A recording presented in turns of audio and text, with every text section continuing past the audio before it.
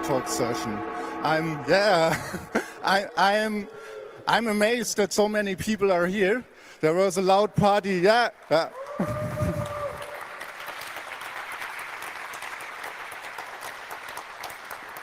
There was a lot of partying going on at night, and so the room filled up quite well. Maybe other people will come in. We have a 3-hour marathon session. This is the longest lightning talk session we ever had, I think.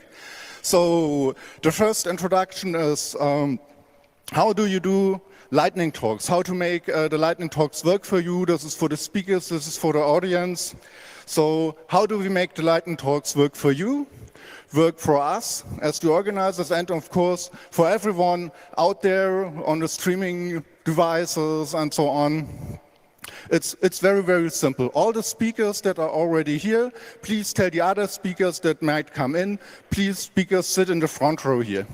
Consulted schedule, mind when your time will come up for your talk. So if you see the previous speaker on stage, just prepare yourself, come to the stage manager, he will give you instructions. Then move to the side of the stage during the talk before your slot, and then when it's your time, get on stage quickly. Please speak into the microphone. Look how I'm holding the microphone. If I take the microphone away, you won't hear very much. Just grab the microphone like this and use your thumb against your chin. If you're excited in something, this always works. I'm a bit excited too, and shaking and so on, and it works quite well.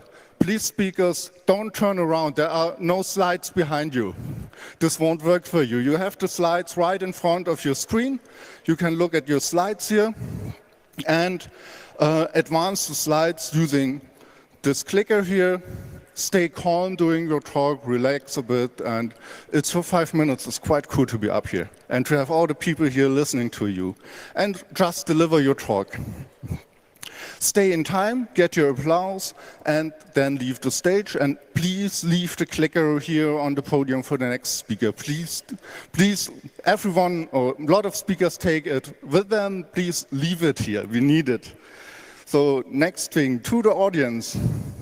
Of course, be excellent to each other and watch the timekeeper. I will introduce Honky here. He is the first time on the stage for the lightning talks. Thank you, Honky, very much.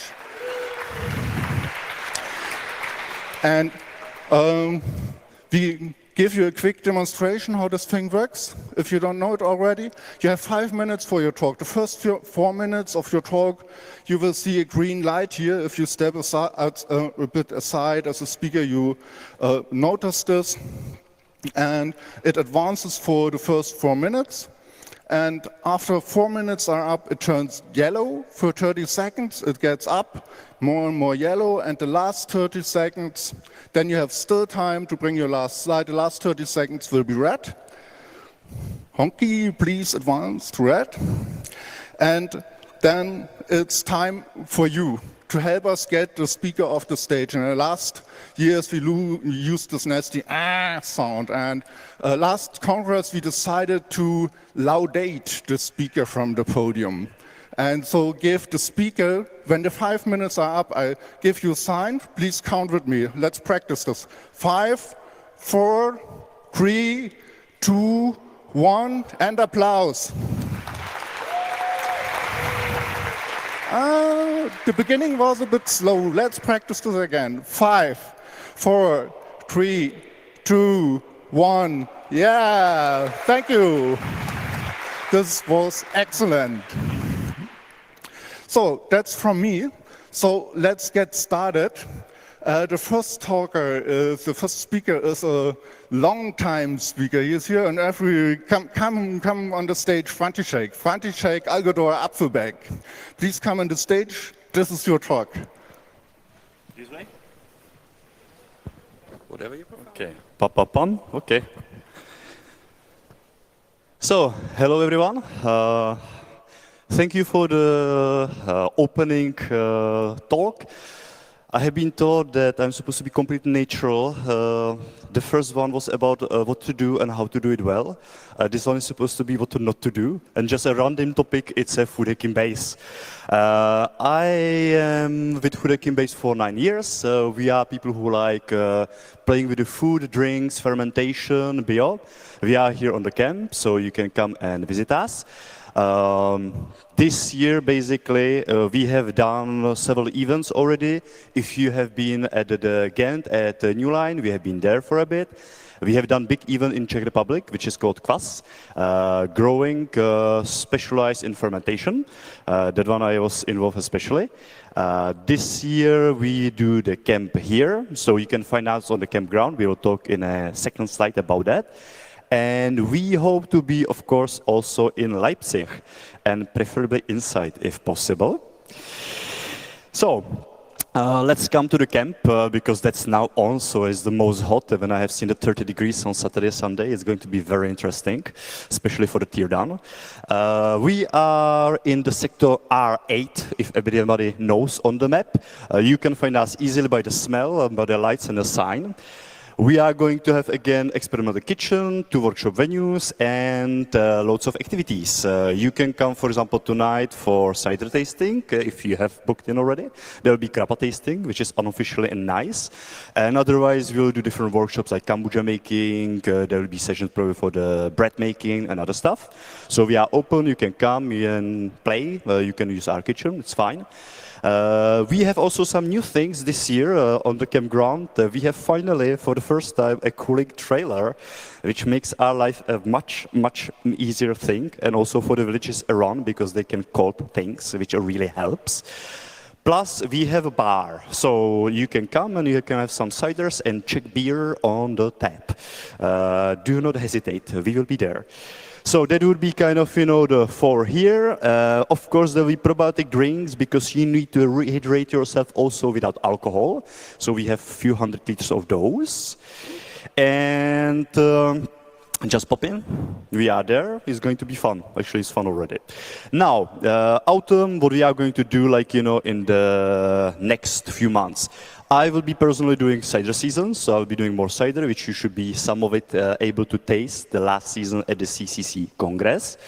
Of course, we will be at the Congress. At least we will try to be as close as possible, as we did before, hopefully in the main venue.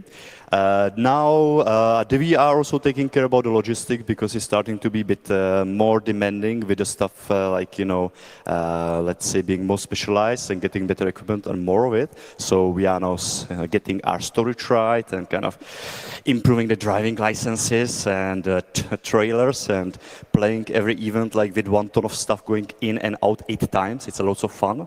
Basically, if I can say one thing, the lock engines here are my personal heroes, every year more and more. So, progressing on the stuff, we are getting, I think, more and more, I would say, semi-professional. We can come and check. We have even running water, and it's warm, for washing the dishes.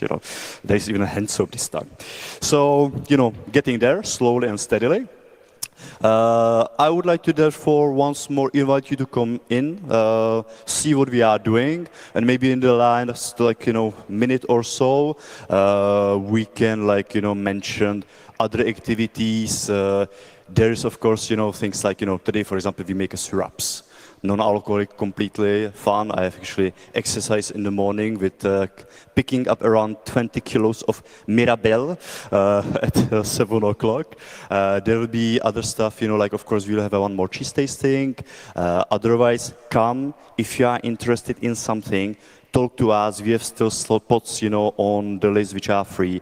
And what we are actually really trying to do is to be as open as possible, so you can come and do something what is related to the food, drinks, or bio, and do it in the place. So you can do your workshops, of course, your tasting events. If you are not prepared for this time, let us know, come now, and we can prepare for the Congress.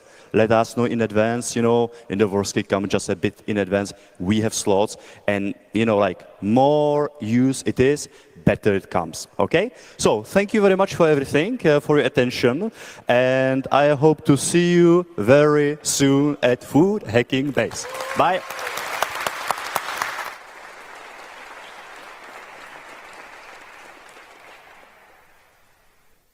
Thank you very much. František, the next talk up here is Chris Cray with MB2.R5OH-OT. That is excellent. So now he said it, I don't have to do it. So the title of my talk is, as he said, and the subtitle is How to Help Users Choose Less Bad Passwords. So that might be your first question. It was an article run by the Postillion. It's the German Onion news network, and it was run in mid-March of 2014. Mid-March, not first. And this is the article. IT experts name it as the world's best, safest password. Even the CCC was quoted. If you see Malte, tell him regards. I don't know who he is. And next question might be, who am I? My name is Chris. I'm a nerd. I'm a coder. I work for the LRZ. LRZ. What's the LRZ? It's the Leibniz Rechenzentrum. I like the English title better because it says Leibniz Supercomputing Center. It has the word supercomputing in it. And we're an IT service provider for universities in Munich and basically lots of them around Munich. That's us, nice building with a supercomputer in the background. That's us, very funny people. That's our fastest supercomputer, being top 9 of all the known computers that have been benchmarked worldwide currently. That's our boss, representing at the last Congress. And so you might, what? So what? Whereas I'm working for the central identity provider, the IDM. We have over 250,000 users, and we can set about 30,000 passwords. All the others get synced in from other IDMs. Now we're getting somewhere. So of course we have a password policy for all of these passwords, and we have of course the usual boring stuff, which is use capital and lowercase letters, and we also use pwned. Pwned? Pwned started out as a typo. If you're really excited, P and O are pretty close together, and so actually it was owned, so it's owned. It means I own you. I have now possession of your computer and I can take something from it. What might that be? So ownage in progress looks like this. You have a cloud and there's data raining out of the cloud, and there's Mrs. Sterntaler collecting all the data. She may or may not be responsible for the data raining out of the cloud in the first place. So there we have a very long list of passwords on the black and dark internet. But don't fret, we have a hero in shining armor. His name is Troy Hunt. Troy who? He is a security researcher and blogger. He has a funny website. It's called HIBP. That stands for Have I Been Pwned? Now we know what that means. You can check your password online on his website. That seems scary, but it's actually pretty cool and warrants a talk on its own. Maybe we see ourselves next year. And you can download the list of passwords. And you say, download? Nah, let's not do that. But he said, let there be crypto, and the database went poof, and through the magic of SHA-1 turns into a very long list that is indeed published on the white internet. Magic, SHA-1. Sorry, no time, please ask your neighbor. So then what? Then we download the database. It's a very handy 10 gigabytes torrent. We unpack the database into a very unhandy 22 gigabytes plain text. Then we write a bit of code, and we stick the code into our password workflow. And then we kindly inform our users if their password has been stolen, and we reject it. So how might that look?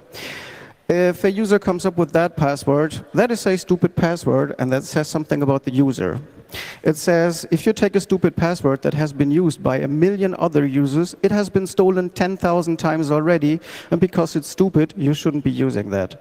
If that is your password, then it's a very clever password, and it's probably your own, and you're the only one using that, and you're using it everywhere, and somewhere it has been stolen. That also says something about the user. So in both cases, choose a different password. And the only question that is left, so what about that? The most secure password in the world. Is that stolen? No, of course not, because it's the most secure password in the world. And that's it. Thank you.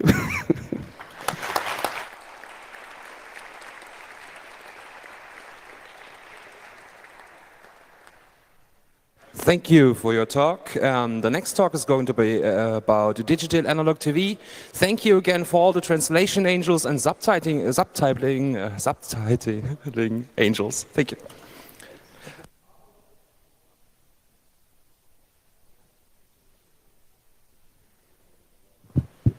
Hello.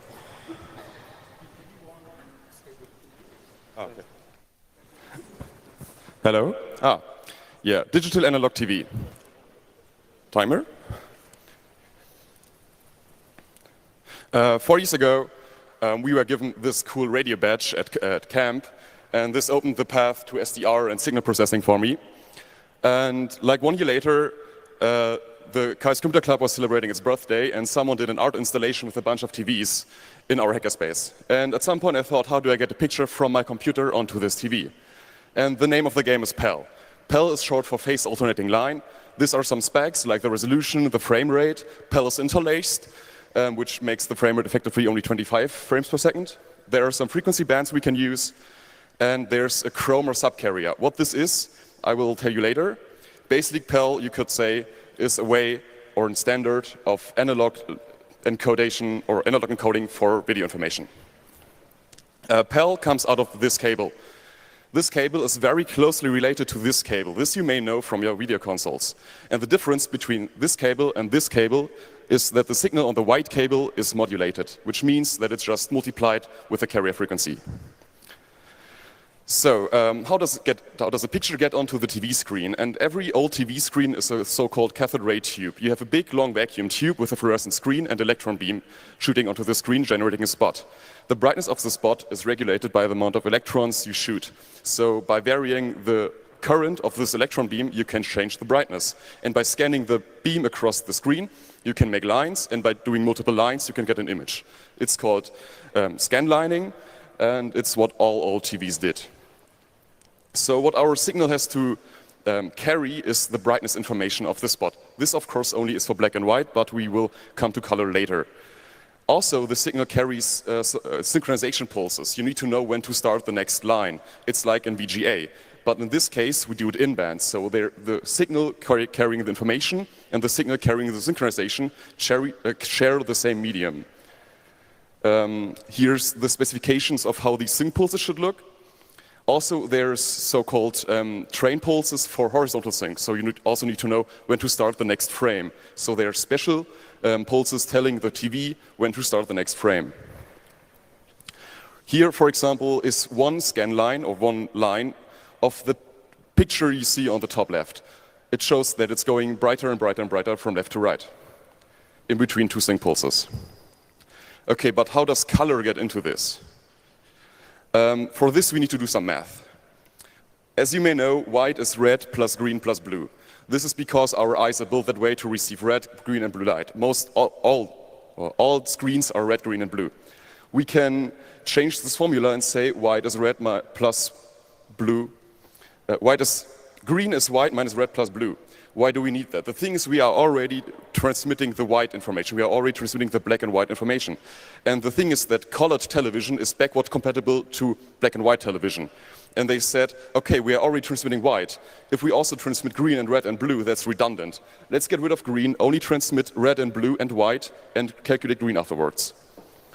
There's also some fancy names for that. The color information is called chroma, the brightness information is called luma, and you may have seen these characters YCBCR or YUV. That's the formula names for these values. This is the most complicated math.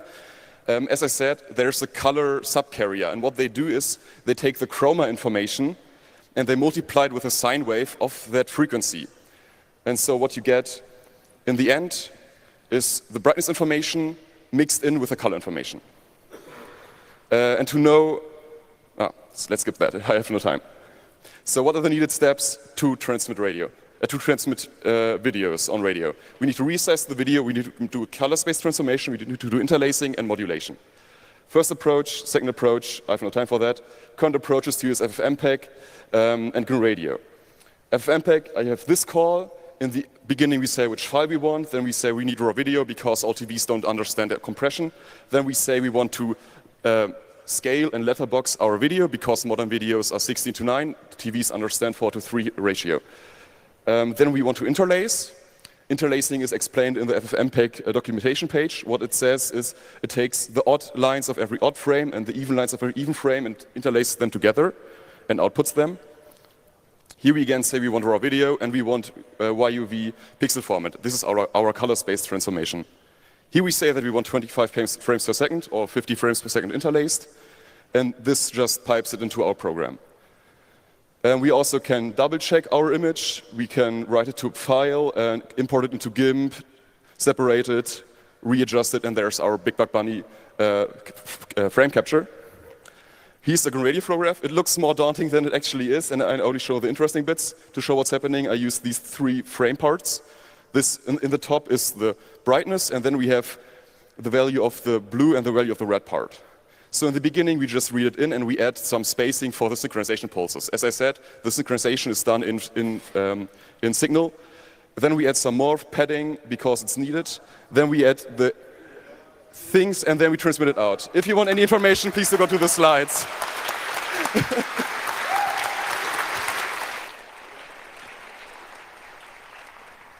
Take the microphone with you.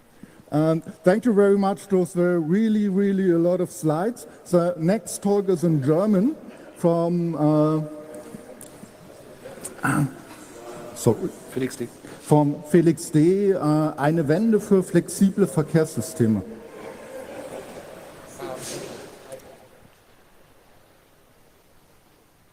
Hallo. Ich freue mich, hier sein zu dürfen. I challenge the Signal Angels. If you don't speak German and you're interested in the talk and the topic, please approach me afterwards. Eine Wende für flexible Verkehrssysteme. Es geht darum, dass sich einiges ändert. Wir reden viel über E-Mobilität, aber in Wirklichkeit passiert was ganz anderes. Es gibt ÖPNV-Lösungen, Karten und so weiter. In Europa, in Deutschland relativ viel, aber ansonsten auf der Welt sieht es noch sehr anders aus. Wir haben, ich würde sagen, über die Hälfte der Welt hat keine Daten von ihren Verkehrssystemen, vor allem in Afrika, Lateinamerika und großen Teilen Asiens. Und das ändert sich im Moment. Und die Frage ist, wie sich das ändert, weil die Verkehrssysteme natürlich weniger formell sind, nicht unbedingt einen klaren Zeitablauf haben, einen Schedule, einen Fahrplan, wie wir das gewöhnt sind, hier zumindest. Das heißt, wir brauchen neue Ansätze. OpenStreetMap ist cool. OpenStreetMap kennt wahrscheinlich jeder. Das ist die Wikipedia der Karten. Man kann editieren und dann dreht sich das Ganze um. Man hat einen Editor und jeder kann mitmachen. Viele machen mit, dadurch gibt es sehr viele Daten, es gibt viele Leute, die aktiv an dem Projekt mitarbeiten und auch ÖPNV-Daten aufnehmen und vor allem im globalen Süden. Das können Leute selber machen, das machen Städte teilweise, das machen verschiedenste Arten von NGOs, ganz viel diverser, als wir das vielleicht hier gewöhnt waren. Hier haben wir in Nicaragua so eine Karte erstellt. Mit den Daten will man natürlich auch was machen, also gibt man die heutzutage meistens in ein GTFS, hat dann coole Apps, die man benutzen kann, die andere Leute benutzen können, die Regierung macht eventuell mit und alle sind fröhlich. In dem Fall die erste ÖPNV-Karte Mittelamerikas. OpenStreetMap nimmt auch teilweise die Zeitkomponente raus, dadurch wird das Ganze weniger komplex und wir können wirklich überall auf der Welt ohne irgendwelche großen Aufwendungen Karten erstellen, die Daten aufnehmen und haben direkt Lösungen, die uns helfen. Und wie gesagt, das ist alles erst der Anfang. In Wirklichkeit ist nämlich der ÖPNV ein bisschen anders und ich nenne den semi-formal oder alternativ. Oft ist er frequenzbasiert, deswegen ist auch vielleicht die Zeit nicht unbedingt so wichtig oder man möchte sie anders halten.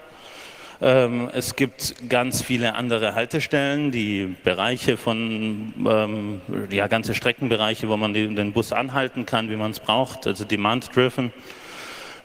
Und es gibt natürlich nochmal eine viel größere Art von Transportmedien, als wir das vielleicht so gewöhnt sind. Aus diesem Grund arbeiten wir an einer Erweiterung von GTFS, das ist GTFX Flex, was vor allem in die Richtung geht Demand, also ich halte hier einen Bus an oder ein bestimmtes Verkehrsmittel an oder ich habe bestimmte Verkehrsmittel, die mich wohin bringen, ganz andere Arten, je nachdem wohin ich muss, verschiedene Routen, die an bestimmten Zeiten des Tages sich auch ändern können. Wenn euch das interessiert, sprecht mich an, schaut euch die Website an. Wir sind gerade in der Evaluierungszeit. Wir wollen Rückmeldungen haben, wir wollen Ideen haben und wir wollen Leute haben, die mitmachen, weil hier sich wirklich gerade auf der Welt was tut mit ÖPNV. Dankeschön.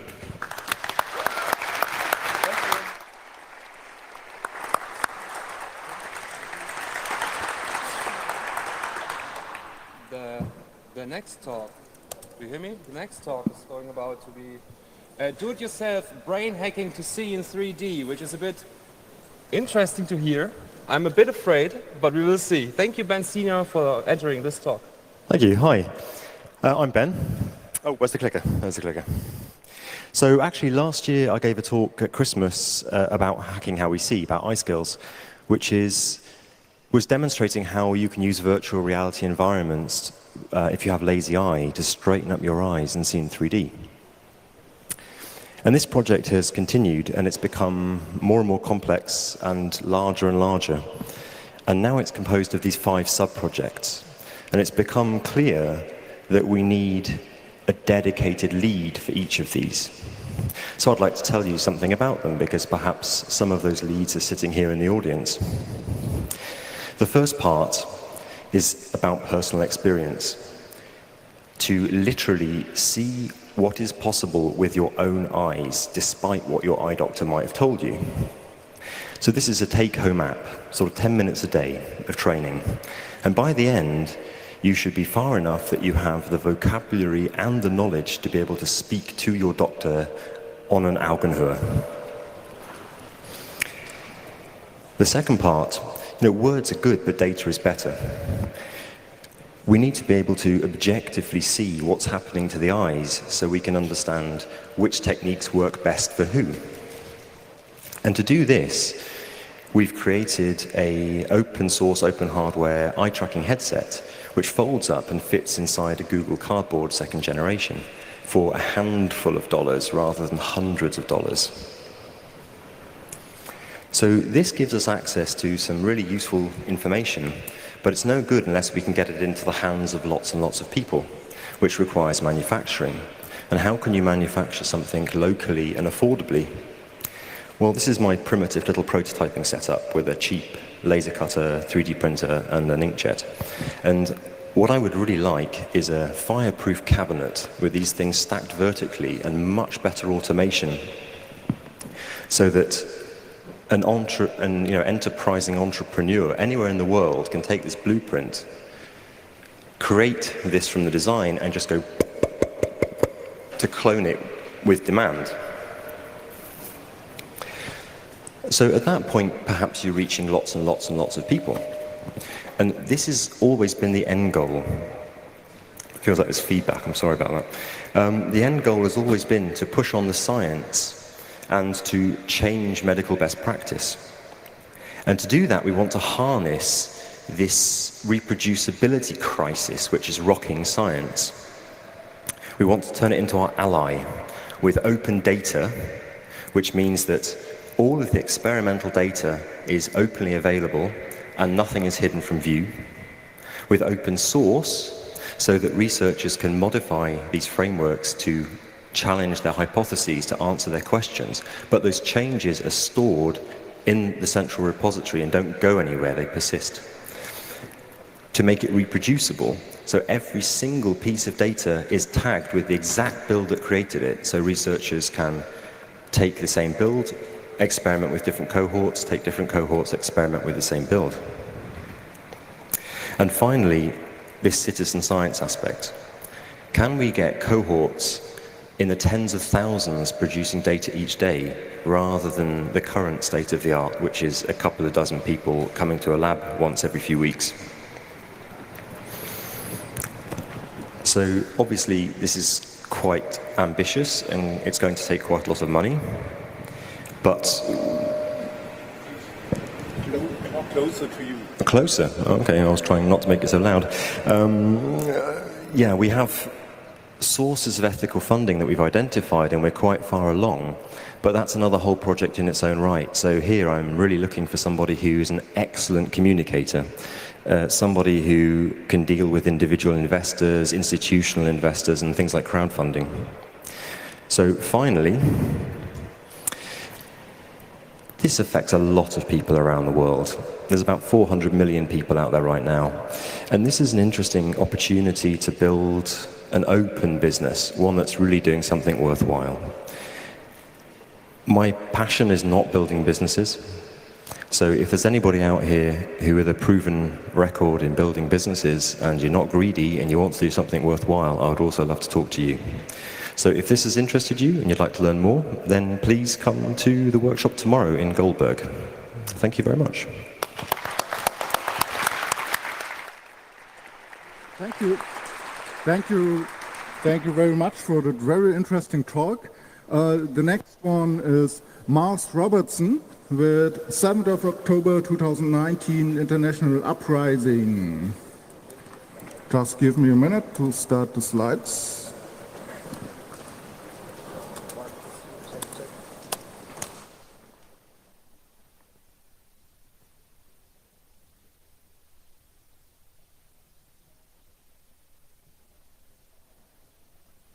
Check. 1, 2, 3, check. Hi. This is something big. This is something much bigger than myself. And it is completely not about me. It is about the international uprising, movement of movement, Extinction Rebellion. So the global change, the climate change, the global warming has been known for more than 100 years. There were these scientific papers in 1911, and what is different now that ExxonMobil was engaging in a fake news disinformation campaign. ExxonMobil, once upon a time, was the most valuable company on the planet, and they actively engaged in the fake news campaign. What is happening now, this is completely new. It wasn't happening a year ago, but the climate change now is so visible that, you know, Arctic is on fire. There is albedo effect. This ice does not reflect heat. The water absorbs the heat. All these models are, you know, getting out of hand. So many climate refugees that this is not only an environmental issue, it is a national security issue, the collapse of the society. So, you know, what do we do with it? Because this message is very bleak. It is like hopeless. However, due to non-violent direct action, by going on the streets, by going out there, as citizens, normal, regular people, people who attained this knowledge, we can tell the government to tell the truth. So no longer fake news, no longer propaganda and pushing one message or another, but hey, tell the truth, tell what is the situation. The second point is to act now, because we need to act now. We need to lower down the emissions. And the third point is that this is not a political movement. We don't want to acquire power. We just want to get work done. So these are the 3 guiding principles. There are also 10 major rules. I'll just click quickly. These rules just make sense. They are simple. They are easy to understand. I can intuitively relate to that. And Extinction Rebellion is a movement of movements, international movement of movements, decentralized, no leaders, everything transparent, in public, open source. There is so many feedback mechanisms, and it originated in the UK, so it is happening. And this date, the 7th of October, will be probably one of the biggest uprisings in the history of the humanity. It happens once in a generation, maybe once in a century. There was a 4th of July, the US declared independence. And I think that it is possible that we will protest as long as necessary, that we will just go on the streets, we will build this type of camp, but not in the Granze, Ziegel Park, but we will go to the major square of London, Parliament Square, and we will build the camp, and we will do this as long as necessary. I think that this is one of the most important dates in the history of the humanity, and there are a few things that make me think that this time is different. For instance, around 70 years ago, there was the nuclear weapons. That was a game changer. 50 years ago, there was an Apollo project, man on the moon. That was a game changer. Around 30 years ago, the internet became, www. Internet was a game changer. 10 years ago, blockchain, Satoshi Nakamoto white paper, this is a game changer. Now Elon Musk is flying to Mars and establishing a new civilization. But until then, we have only one planet. The things are getting out of control. And now us, people, citizens, hackers, now we have the potential to tell the truth, act now, and it is completely non-political movement. We are here to get the job done. Thank you.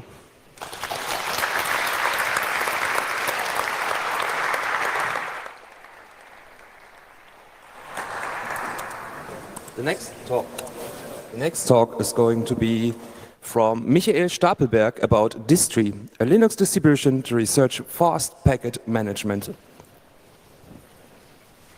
Hello, everyone. Okay, so my name is Michael Stapleberg. You can reach out to me on Twitter if you'd like to discuss any more of this. My observation is very simple. Whenever I install a package in any of the bigger Linux distributions, it takes a really long time. And if you pay attention to the slide, you can see that even for installing like a couple of kilobytes of Perl script, I need to transfer like 100 megabytes of data and wait 25 seconds. And this comes out at a data rate of just like 3 megabytes per second. And this astonishes me, given that my computer is easily capable of processing many gigabytes per second. So where does this discrepancy come from, and can we do any better? So in the Distri Linux distribution, you can install that same package that you just saw on the slide before in just 0.1 second. And even for larger packages, such as the QEMU package, which comes in at like 500 megabytes, you can see that the installation rate is 100 megabytes per second, maxing out the gigabit link that I was using here, and it takes only 4.5 seconds to install QEMU. So how can this distribution be so much faster than all of the established distributions? The first key idea is that we use images as the package format instead of archives. So instead of having like a tarball or a CPIO archive or anything like that, we use an image format such as SquashFS or CD images. It doesn't really matter as long as you use an image format. The big advantage of using an image format instead of an archive format is that you don't need to do any unpacking. So you don't need to first load something onto your hard disk, verify the signature, and then extract it again. You can just immediately mount it after you have downloaded it. And it turns out that downloading a file from the internet is a thing that we're really good at now. Like, we can do it maxing out even fast links. I have, in fact, tested this with a 100 gigabit network card, and I can achieve package installation speeds of 12 gigabytes per second. The other interesting side effect of this is that when you use images for your packages, you can set up a package build environment, such as like change roots or pbuilder or whatever else you have in the established distributions, in merely a fraction of a second. And this takes many seconds in other distributions. Further, package installation, which just means adding something to the package store, is actually atomic. So you don't need to use fsync to synchronize disk access to your local disk. You can just restart afterwards, and there's no breakage. The second key idea is that we use separate hierarchies. So you can see that each program is available under a relatively long path, which starts with /ro for read-only, and then it's followed by the full name of the package, including the full version number. So that means that all of the packages that we have available are co-installable, so you don't have any conflicts at installation time, which also means that we don't need to do any dependency resolution at package installation time. The rest of the system is laid out as usual, so you have your /etc for config files and /var cache, etc., etc. And then the last key idea that I want to present here is exchange directories, because it turns out that programs, if you install them into separate hierarchies, they still need to sometimes exchange data using well-known paths with each other. Two examples for this are the man program, which shows, for example, the nginx man page by locating it within user share man, or GCC, your C compiler, which needs to access the header files of libUSB if you want to link a program against libUSB. The prudent approach that we're taking here is that we're emulating these well-known paths. So user include jpeg lib.h can be read just like a normal file, but in reality it is a symlink to the package store. This design decision means that we are entirely compatible with third-party software or third-party sources that have not been yet packaged for distri itself. So you can just like download your favorite program from the internet, be it Spotify or Chrome or something that you need to compile yourself, and you can just run it on distri. So about the project, it is meant for distribution research. So the idea is that I'm setting the bar very high. Like this is the minimum viable thing that you can use in order to have a working Linux computer. I'm using this on my laptop for many months now. It works just fine. Like I can watch Netflix, I can run Chrome, like all of the usual stuff that you want to do with the computer, no problem whatsoever. I'm not looking for any users or contributors. What I want to do is put a little bit of public pressure on the existing distribution package managers and really ask these maintainers, why is it so slow? Can you use any of these ideas to make it faster? So you're welcome to try it out. We have easy instructions for how to run it in QEMU, for how to write it to a USB stick and use your computer from a USB stick, for how to run it in VirtualBox. You can run it via Docker or Google Cloud. Anything goes. And if this interests you at all, if you have anything to share, anything to observe, any feedback, or just want to talk, I'm very happy to talk about this at any time. So just find me. Thank you.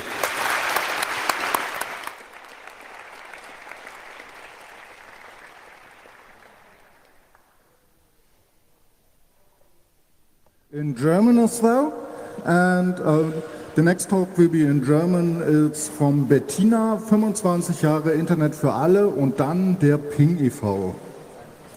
Just give me a minute. Yeah, hi. Just like you said, it's in German, but if you want to learn more, you can talk to us in English later. We're more of a local interest. So, ja, hallo, ich bin Bettina vom Ping e.V. Und hallo, ich bin der Dredget von der Voss AG, aber auch aktiv beim Ping. Und ja, wir erzählen euch jetzt was vom Ping e.V. Was ist das? Das ist die private Internetnutzergemeinschaft, gegründet 1994 von Studenten der Uni Dortmund. Und unser Hauptvereinsziel ist die Förderung von Bildung und Wissenschaft. Dazu machen wir hauptsächlich heutzutage Weiterbildungsveranstaltungen rund um Technik und Internet im weiteren Sinne. Ihr seht hier unsere früheren Jahre. Wir haben uns also sehr oft auf der Hobbytronic rumgeschlagen. Das ist eine Schraubermesse gewesen in Dortmund, aber auch noch auf vielen anderen. Wir haben es in Zeitungen geschafft und ja, hat sehr viel Spaß gemacht. Wir haben sehr viel Engagement da reingesteckt. Wie kam das Ganze eigentlich? Wir haben 1993 gedacht, wir wollen in dieses Internet, aber damals hatten wir ja nichts. Es gab T-Online nicht, es gab nichts und dann haben wir uns gesagt, na gut, dann machen wir es eben selber. Wir werden zum Provider, wir kaufen die Hardware, wir bauen alles auf, wir schaffen Internetzugänge für alle und deshalb haben wir im Januar 1994 den Ping e.V. gegründet als gemeinnützigen Verein und haben auch von Anfang an Schulen ans Netz als Initiative bei uns gehabt, um die Schulen mit zu vernetzen, denen zu zeigen, wie das geht und so weiter. Das lief ein paar Jahre super. Dann Ende der 90er kam die große Existenzkrise, nämlich es gab jetzt Sachen wie T-Online, die waren schneller und besser und wirken irgendwann auch billiger als wir.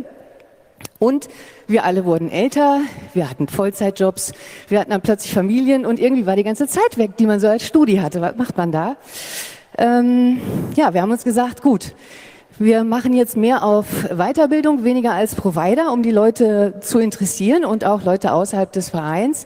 Und irgendwann haben wir beschlossen, ja gut, unsere Einwahlleitung braucht kein Mensch mehr, wir schalten die endgültig ab und wir machen jetzt nur noch Weiterbildung und andere Aktivitäten, wie ihr hier später noch ein bisschen sehen werdet. Hier seht ihr unsere Mitgliederentwicklung. Also, wie ich gerade gesagt habe, erst rasanter Erfolg, so bis ungefähr 1999, da waren wir bis zu 1600 Mitglieder. Und genauso schnell ging es dann auch wieder bergab, als die Leute, die uns nur als Provider genutzt haben, gemerkt haben, gibt's ja woanders besser. Und da geblieben sind die Idealisten und die die Idee insgesamt gut finden. Hier seht ihr noch so einen komischen Knick im Dezember 05. Da gab es nämlich noch einen anderen Verein, dem ging es genauso wie uns, bisschen kleiner, der Prima e.V. Und da haben wir irgendwann gesagt, gut, wir schließen uns jetzt zusammen, wir bündeln unsere Ressourcen, damit wir das weiterhin stemmen können, auch mit weniger Mitgliedern. Und ihr seht, wir schrumpfen nur noch sehr langsam. Weil wie gesagt die Idealisten dabei bleiben und ab und zu auch jemand über unsere Weiterbildung neu dazukommt. Hier seht ihr, was wir so getrieben haben. Das war ein sehr cooler Tag, Stillleben A40, als die mal gesperrt wurde. Wir sind nominiert worden in der Initiative Wege ins Netz vom, was ist denn das, BMWI, Wissenschafts... war jedenfalls eine ziemlich coole Sache. Und genau, der Dredget wird euch jetzt erzählen, was wir heute so treiben. Ja, wie die Bettina erzählt hat, sind wir jetzt vor allem sehr aktiv bei den Weiterbildungen und wir haben ein sehr schönes Vereinsheim und haben auch gerade die Möglichkeit, dadurch, dass wir irgendwie zum Beispiel in der Lokalpresse öfters mal was veröffentlicht wird, auch Leute zu erreichen, die üblicherweise man bei einem Hackspace nicht erreicht. Also wir bieten auch Lötworkshops für Kinder an, von so ganz einfachen Bausätzen bis komplexere Sachen. Wir haben zum Beispiel das Donkey Car Projekt, kennt vielleicht der eine oder andere, ist ein Raspberry Pi, der so autonom das Modellfahrzeug steuert. Da haben wir so eine kleine Strecke aufgebaut bei uns. VR-Meetups, die halt auch über Spiele hinaus zeigen, was man mit Virtual Reality alles machen kann. Und es ist nur so ein kleiner Auszug aus den ganzen Sachen, die wir machen. Workshops zu funktionaler sollte funktionale Programmierung heißen. Und machen halt auch an der Maker Fair haben wir teilgenommen. Wir machen Open Source Software Alternativen zu zum Beispiel Bildbearbeitung mit GIMP. Wir haben auch, gerade wenn wir ein paar Senioren erreichen, bieten wir auch spezielle Vorträge ein für die Sicherheit im Internet, Browsernutzung, Handy absichern. Dann zusammen mit der Voss AG gibt es auch so Nerdabende, wo wir uns zusammensetzen, irgendwie zusammen was kochen, snacken und irgendwelche schwierigeren Themen machen und sind da noch sehr aktiv. Und jetzt seht ihr noch ein paar Bilder von unserem Serverschrank und das ist noch die Truppe von früher, wie sie sehr aktiv war. Aber wie ihr jetzt gesehen habt bei den Mitgliederzahlen, die schrumpfen so mit der Zeit und deswegen sind wir auch hier, um quasi zu hoffen, dass wir noch den einen oder anderen begeistern können, der aus der Ruhrgegend kommt, aus Bochum, Dortmund oder der Ecke und Lust hätte, vielleicht bei uns mitzumachen. Genau, und ihr findet uns in der Nähe der Uni Dortmund immer noch in Eichlinghofen. Wir haben ein wunderschönes Vereinsheim, das gefüllt werden will mit wieder ganz viel Leben. Und wenn ihr Lust habt mitzumachen oder wenn ihr vielleicht selber einen Verein oder eine Initiative habt und euch mit uns austauschen wollt, Ressourcen bündeln, was auch immer, meldet euch, quatscht uns an. Danke.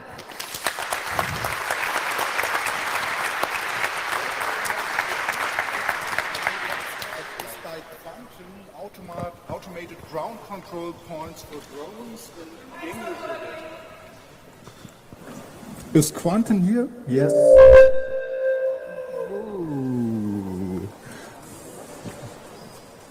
Hello? Hello, yes, I'm Quanten and together with Andreas Hornig we did a project where we prepared it. We did automatic ground control points for photogrammetry.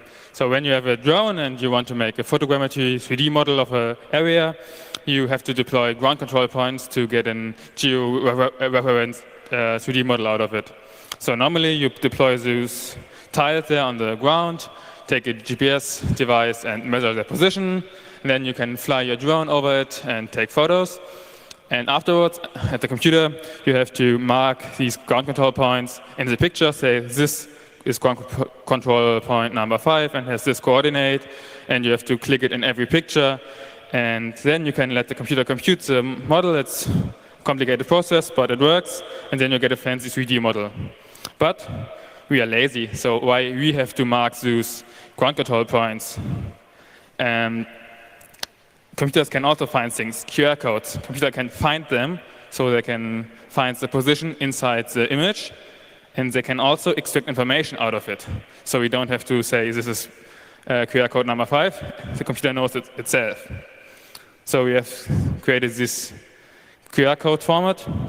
We use the highest possible error correction within the 25 by 25 pixels, and we use the upper left marker as a reference point. So the middle of this red box is now our coordinate. And we have created a OL scheme to make it really universal.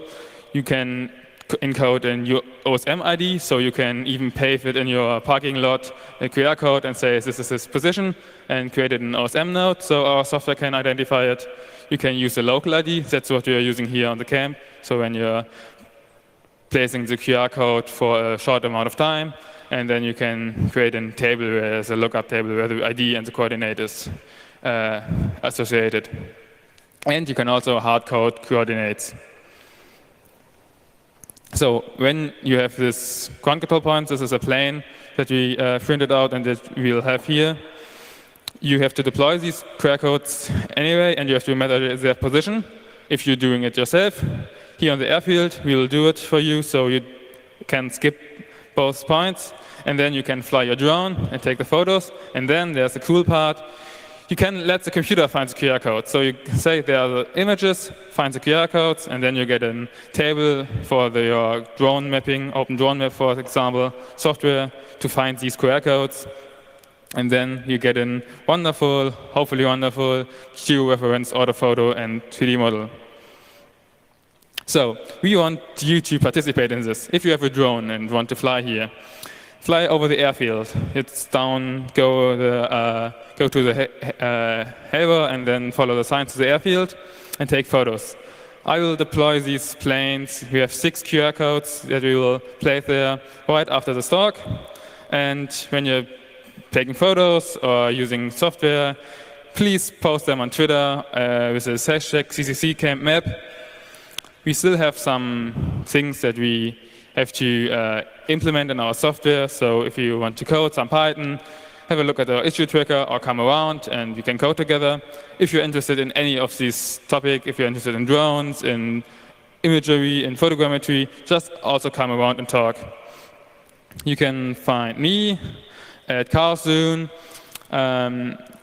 Andreas Hornig is not on the camp, but you can contact him on Twitter, also me. I have a DEC number, so also an email address. And we have the wonderful domain osm.to, where you can find the links to our project page. We have a camp wiki page, and we have also a Twitter account where I will announce when the QR codes are laid down and measured out. One last thing maybe. I'm also doing a project about high precision GPS that I will also use to measure in these QR codes. So if you're interested in high precision GPS, real-time kinematics, you can also come around and read it up. Thanks. Thank you. Thank you, Quantum, for the cool talk. For the next talk, Unified Alpha by Pippin. Brace yourself for some heavy formulas. Is Pippin around here? Yeah. Welcome to the stage.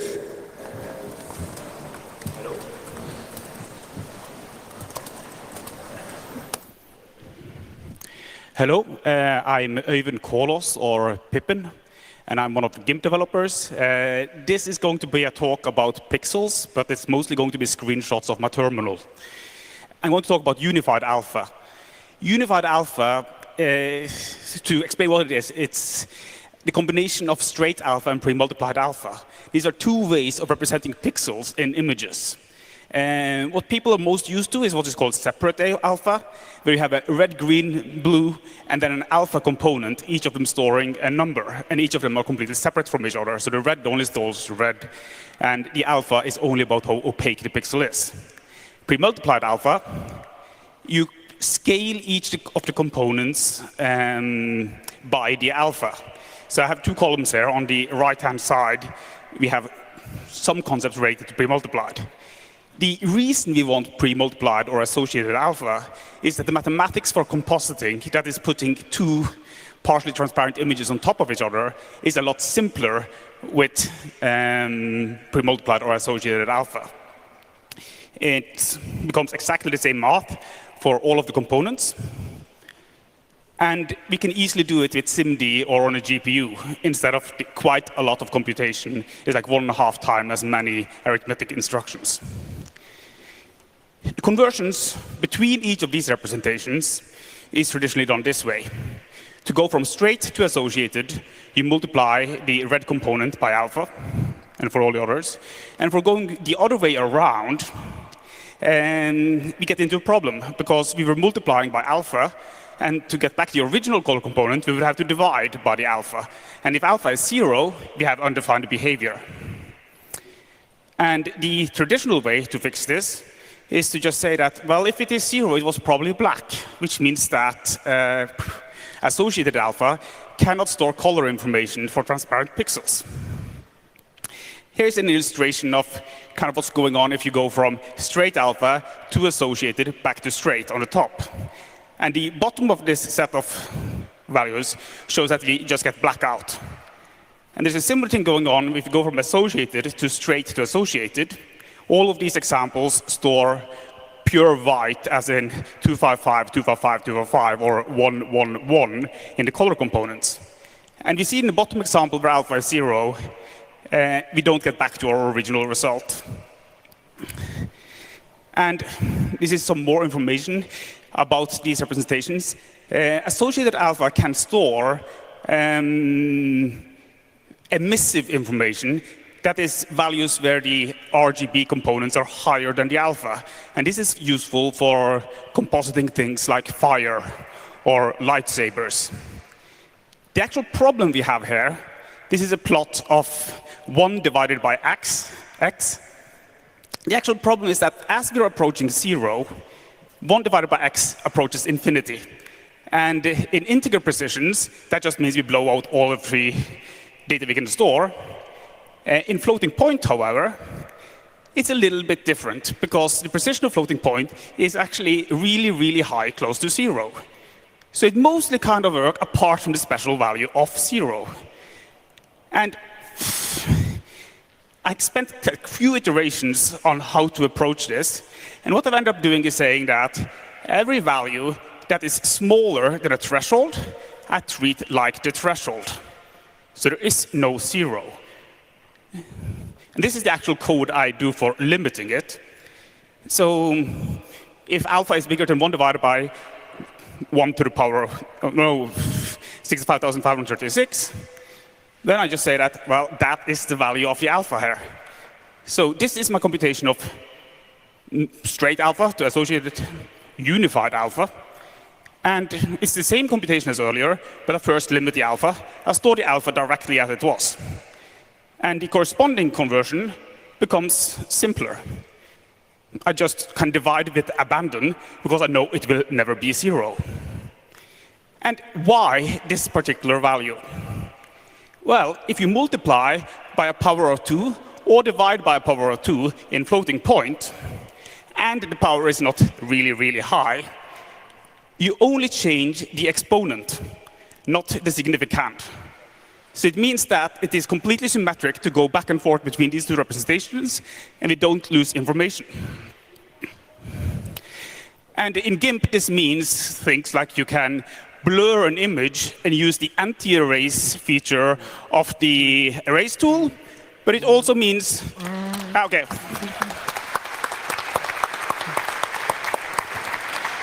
Thank you very much. Very, very sorry for interrupting, but we have to stay in time here.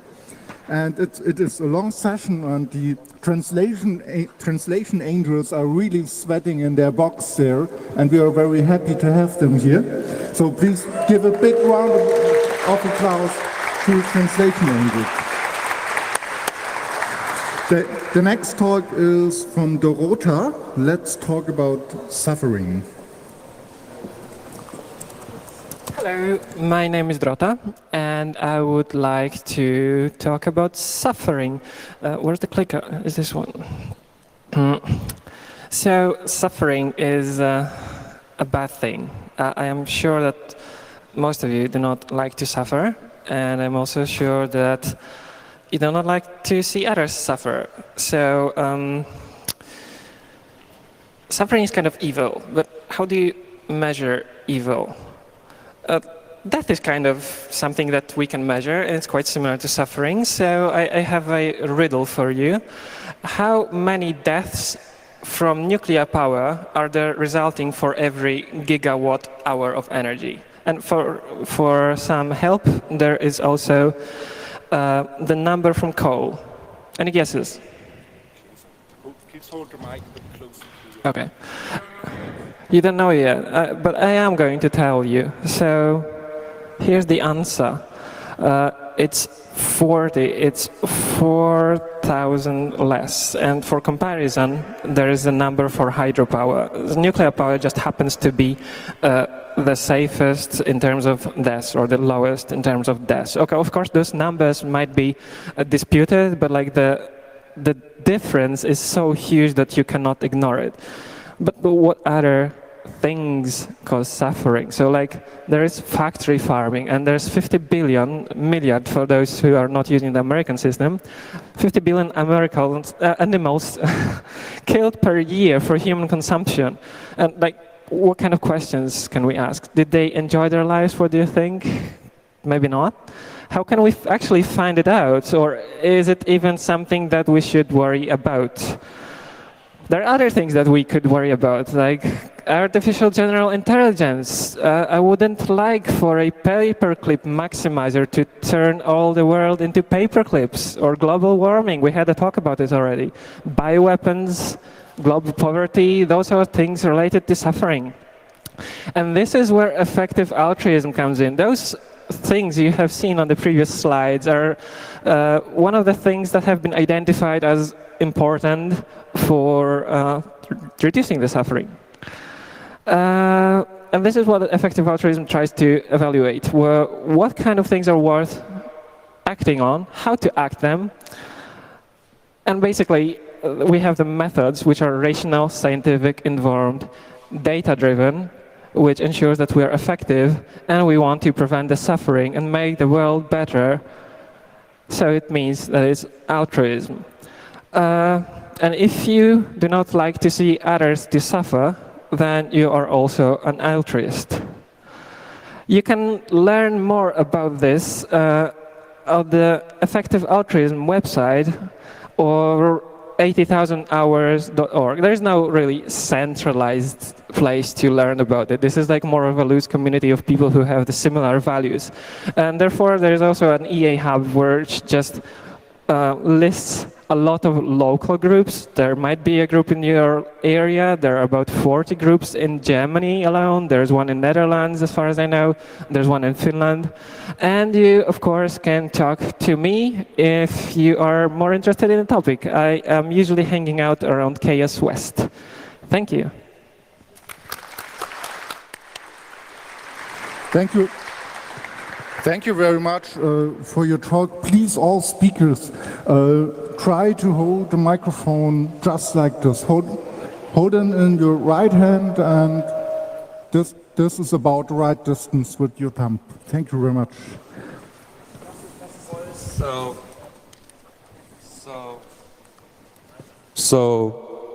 So the next talk is going to be about teaching IoT with open hardware in Github Classroom by Thomas Arnberg. Thank you for being here. Thanks for the introduction, and hi everybody. I'm a software engineer and maker from Zurich, and last year I started teaching IoT engineering to bachelor students at an applied science university. This talk describes my teaching setup. The slides are on Twitter at Thomberg. Here's our IoT reference model, devices with sensors and actuators connected to a backend, allowing physical and virtual interactions. The course is hosted on GitHub and covers the software aspects of IoT systems, including firmware, connectivity options, transport protocols, data formats, and cloud platforms. We chose hardware that is easy to get started, available, well-documented, and open source. It has a big online community for Googleability and supports Wi-Fi, BLE, or LoRaWAN. We use the Arduino IDE, and Python is still an option. It's an ESP8266, no surprise, and an NRF 52840 for BLE, both with the feather footprint and growth sensors. There's a growth to feather adapter made by Seed, and as a gateway we use a Raspberry Pi 0W. To provide starting points and reduce redundancy, I added a curated wiki, so only I can edit it. We also have a Slack, which the students use to ask questions and help each other. For LoRaWAN, we use the RFM95W Featherwing. It needs some hardware tweaks, so I made a little patch PCB. Still works, good. It's available on the wiki. And to collect issues with hardware example code or slides, we use GitHub issues. That's not a surprise to developers, but for teachers it might still be new. So students can help fix the slides. A specific issue we had was using the ESP with the growth adapter. It turns out you need to pull up a pin, and this can be done with an additional resistor. You've seen that the core slides are on GitHub, but what about the hands-on part? To provide a repo per students per assignment, we use Github Classroom. Each instance of the course is a separate class and contains assignments. We had an assignment per hands-on exercise and a group assignment for the final project. Creating an assignment results in an invitation link. This classroom project is open source, by the way. And the URL can be embedded into the hands-on repo. And instead of cloning or forking the repo, this link creates a deep copy. The advantage is that this deep copy is private, and you see that the URL has the student's GitHub name appended, so you know who is who. And yeah, the students work on these repos and push their results. Only a teacher can see the repos unless they make it public. And as GitHub grants unlimited private repos to educators, I use a separate repo per class. The setup is detailed in our meta repository. Check it out. The slides are all linked.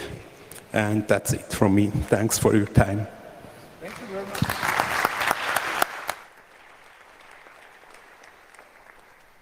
Interesting talk. And all speakers, it's quite normal to be nervous when you're up here. It's just relax, it's your time. Take your time. And the next one is Mario Behling. And is talking about Suzy AI. Hello. I'm actually not Mario Behling. My name is Michael Christen. We wanted to do this talk together, but now I'm doing it alone. So I'm talking today about the nerd stream. The nerd stream is talking to a computer, and the computer will not only answer, but maybe also solve a problem for you. And actually, there are now a lot of devices which do something which looks similar like this. They are commercial applications, and they are meanwhile in many households. But there's no real completely open source personal assistant which can fulfill the same expectations as these devices. So that's what I'm talking about today. And because these devices are not only a nerd stream, it's also now going to saturate the families all over the world. We should do something about the privacy problem with these devices, because it happens that exactly the nerds which had this stream in the beginning are not adopting the idea, because they want to have a device which is private and keeps your privacy and doesn't talk to a cloud. So that's what we are doing. And that's what we need. We need a privacy-respecting assistant framework. So this is not only a chatbot, it's a whole framework of things. And with a lot of people all around the world, we already worked about 2 years on this problem. The FOSS Asia community has helped a lot there, and a lot of contributions have been made to a whole ecosystem of things which addresses a lot of conversational applications. So this is such a big task to do that we want to solve this problem not only with algorithms but also with a large community. And therefore I am addressing you all in this talk to participate in this approach. And we have some examples where this kind of approach was very successful. One of them is the example with the Wikipedia, and the Wikipedia made it very simple to contribute. We learned also from other kind of open source projects, and we all bring this together to fulfill this big goal to create a machine which can answer to our questions. And our advantage is that a lot of dynamic web pages are now providing JSON interfaces, which we can just take information out of a lot of web pages to make skills out of it. So that's our approach.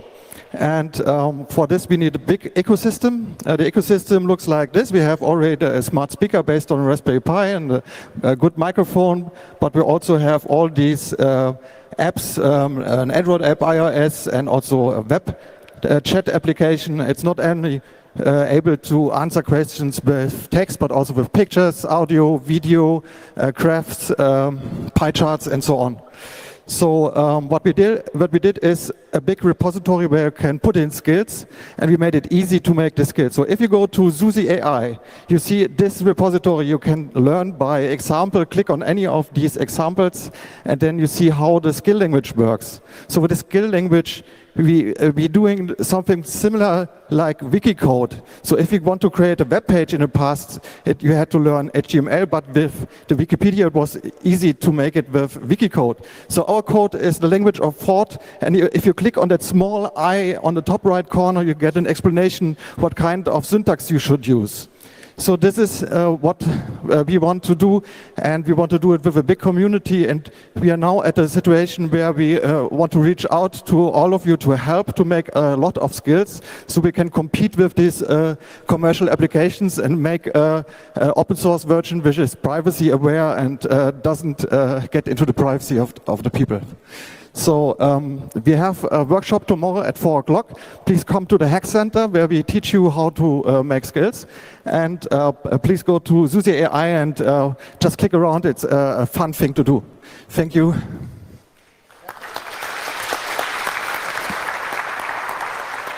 Please take the microphone down with you to the angel and leave the clicker area.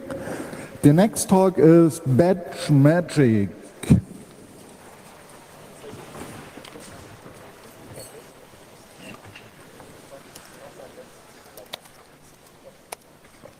Like this. Please.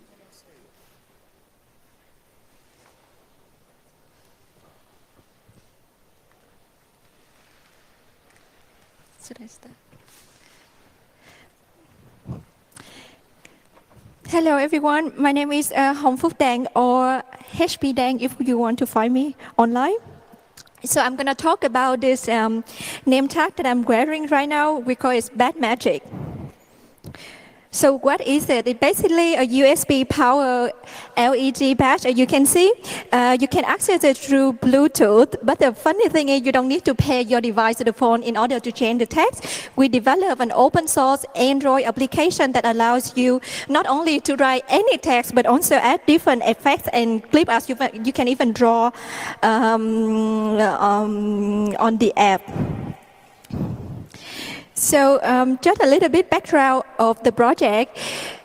We found this device in the electronic market in Shenzhen, China. If any one of you have ever been there, there are all kinds of gadgets that you can find.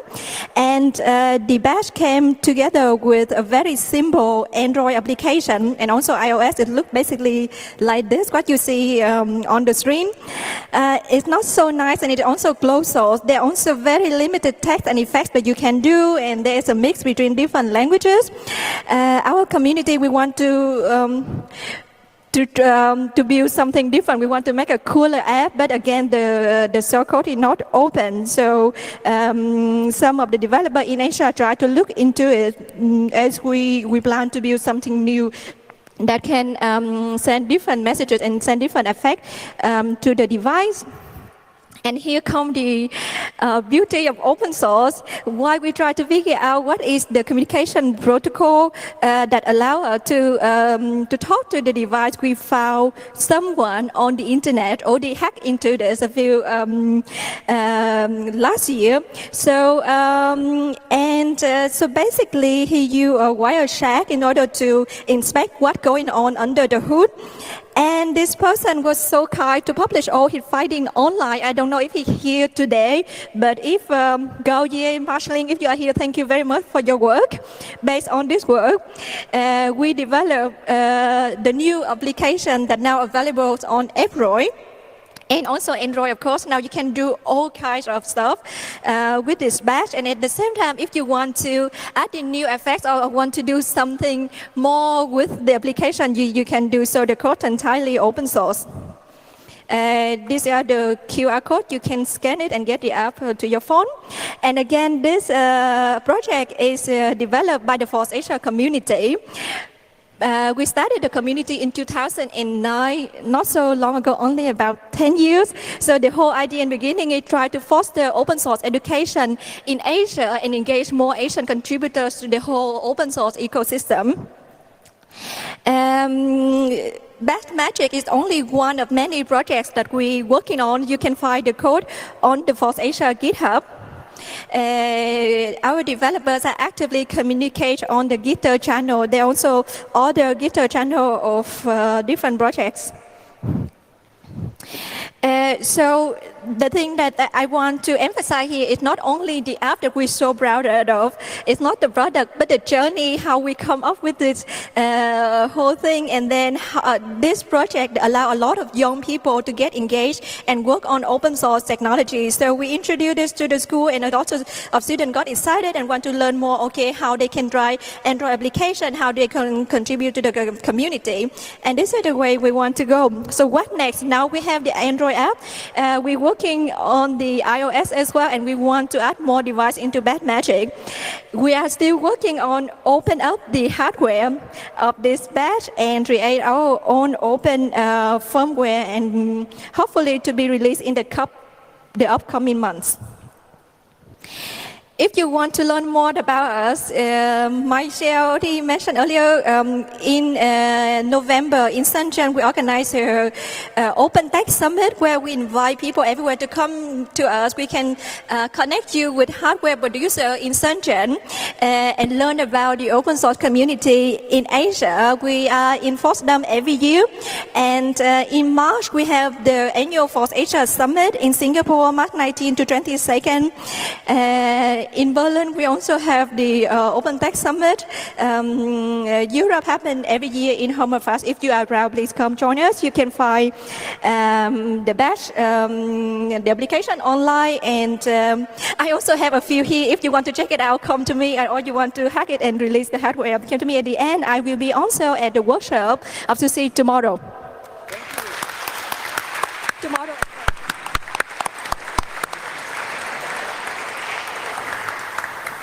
Thank you. Thank you very much. Thank you for the talk. Thank you for the talk. The next talk is going to be held by Jens Ohlich, which takes his presenter with him. And it's about digitalization and cyber are the two sides of the same coin. Have fun. Hello, my name is Jens Ohlich, and on the internet I'm known as Jol. I want to talk about European politics and how fascinating it is. And I've chosen one of the best quotes I've heard in the recent months. Digitalization and cyber are two sides of the same coin. Let's examine this quote a bit more. So on July 16th, we got a new president of the EU Commission, Ursula von der Leyen, a German politician. Her former job was the German Minister of Defense, but you might know her from 2009, where she got the nickname of Zensursula because she was the first federal politician to introduce internet censorship on a federal level in Germany. It failed horribly, and some of you might have thought, wow, this really does it, this breaks this Brexit, for me, I'm now doing something political significant. I'm going to join the Pirate Party. Now it's 2019. She is still politically significant. The Pirate Party, not much so, but she has now moved to Brussels. Although, she now became the president of the EU Commission, she was confused about her job earlier.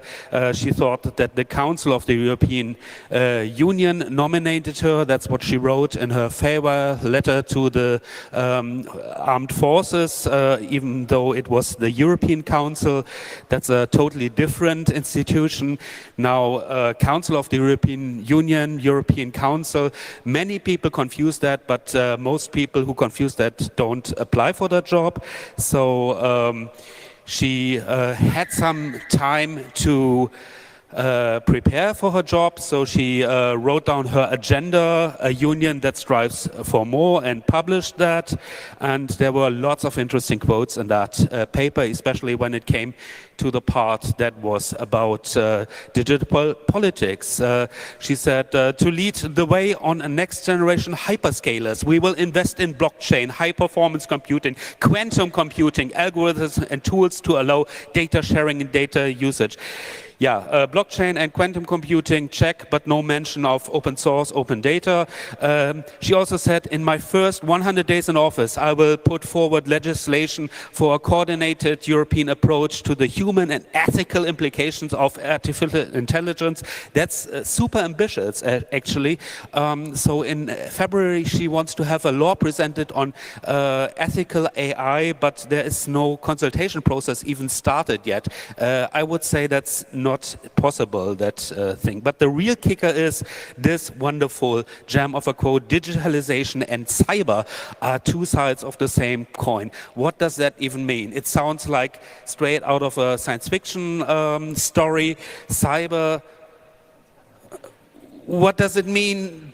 Maybe the French-speaking people in the room would say, yeah, that's because English is not the best language for international communication. We should have stuck to French, the language of international diplomacy. But it doesn't really make more sense in French either. L'énumération et le cyberspace sont les deux faces d'une même médaille. What does she actually mean by that? It becomes a little more clearer in the German, where they talk about digitalization, and computer and network security are two sides of the same coin. So it is about cyber security. So that kind of cyber we are talking about. We're not talking about cyber I don't know, as an aesthetic movement where you wave around neon tubes a lot. We're talking about cyber security. And that phrase struck me as a little odd, so I went searching. Where does this odd phrase come from? Let's ask Google, and I find many results that have something with Siemens.com attached to it. Actually, they seem to be the only ones who are using that. They even had an interview. Why is digitalization and cybersecurity two sides of the same coin? Interview with Siemens CEO Joe Kaesner. Of course, she didn't prepare it herself. It was written into that document by someone, and it is just an incorrectly shortened Siemens slogan. Digitalization and cyber are two sides of the same coin. It's not a mysterious phrase after all. Thank you very much. That's all I have. Thank you. Thank you very much. Thank you. Thank you. Thank you. Thank you for your talk. I'm very excited for the next talk because I know nothing about it but its speaker. Please greet Fukami for introducing Deep. Hello. Hört man mich? Baba? Okay. Yeah, hello, it's about, I'm Fukami. I live in Brussels since 5 years now. And the talk is about, I would say, the experience that I had over the last 5 years being involved into EU politics, and it's like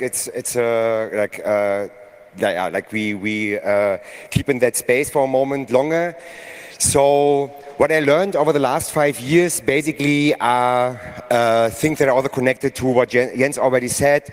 It's language. So we often, like as technicians, when you are involved in policy things, it's very often about the difference of meanings in terms. Let's say, for example, if a politician or a social scientist or political scientist talk about algorithm, what they mean is basically, yeah, like a synonym for automation, while a technician or like an engineer, another algorithm is a solution. So it's a completely different thing that we are talking about.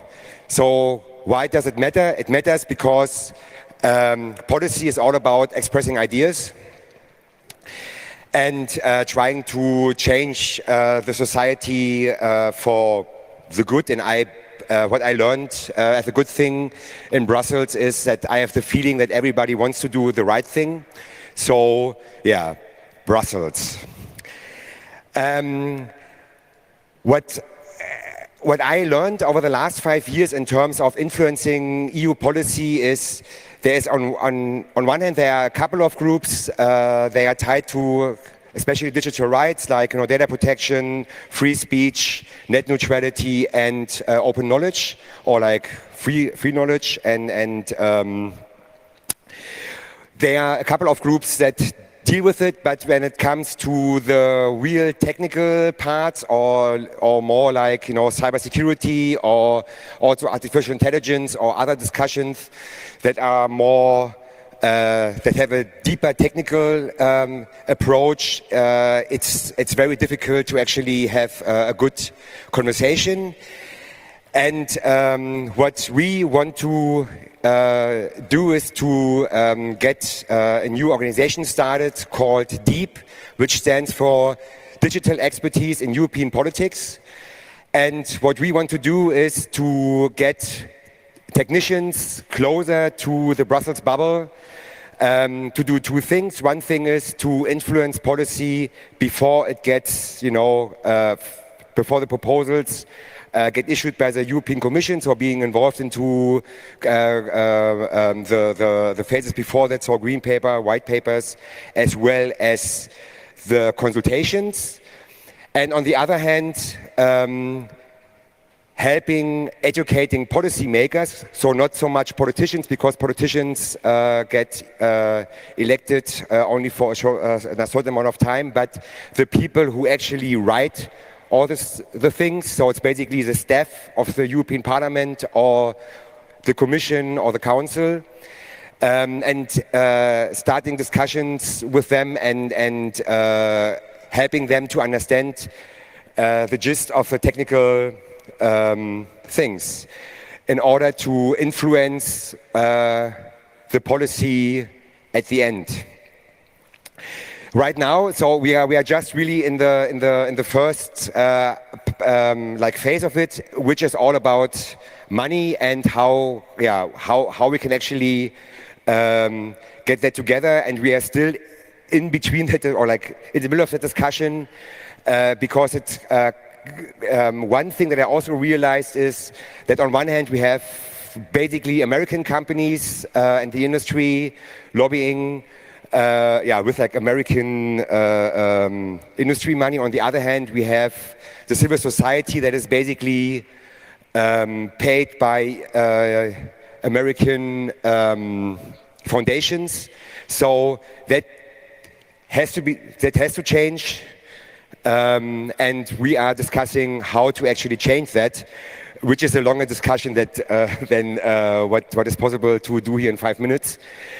So I'm at the About Freedom village. My name is Fukami, and I would like to talk to you guys how to actually fix that in the future. Thank you very much.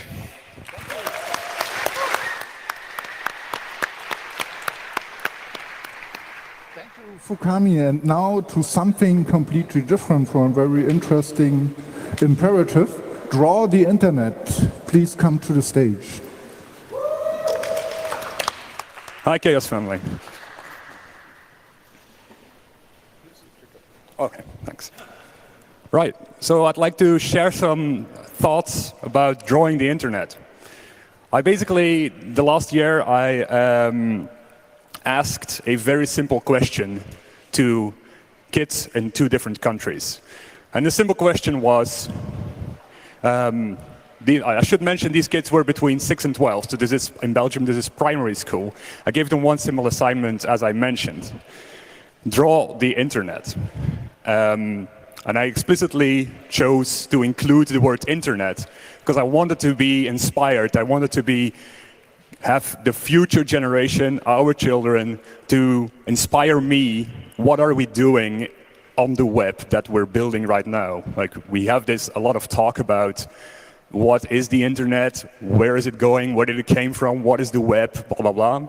But I wanted to project myself into what did these younger people think about internet. My name is Dries. You can reach me on these channels. I'm part of the Fright Camp Village, and Fright Camp is a family-friendly hacker camp, which we do in Belgium every 2 years. And this is very much on that ethos. The inspiration very much came from what I experienced as a co-organizer of this camp. I did a first collection of drawings. So I had a first collection of drawings from kids in Belgium. This is in winter 2018.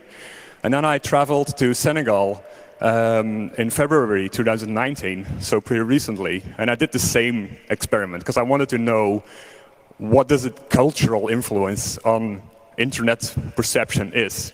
And I just want to share a couple of these results now.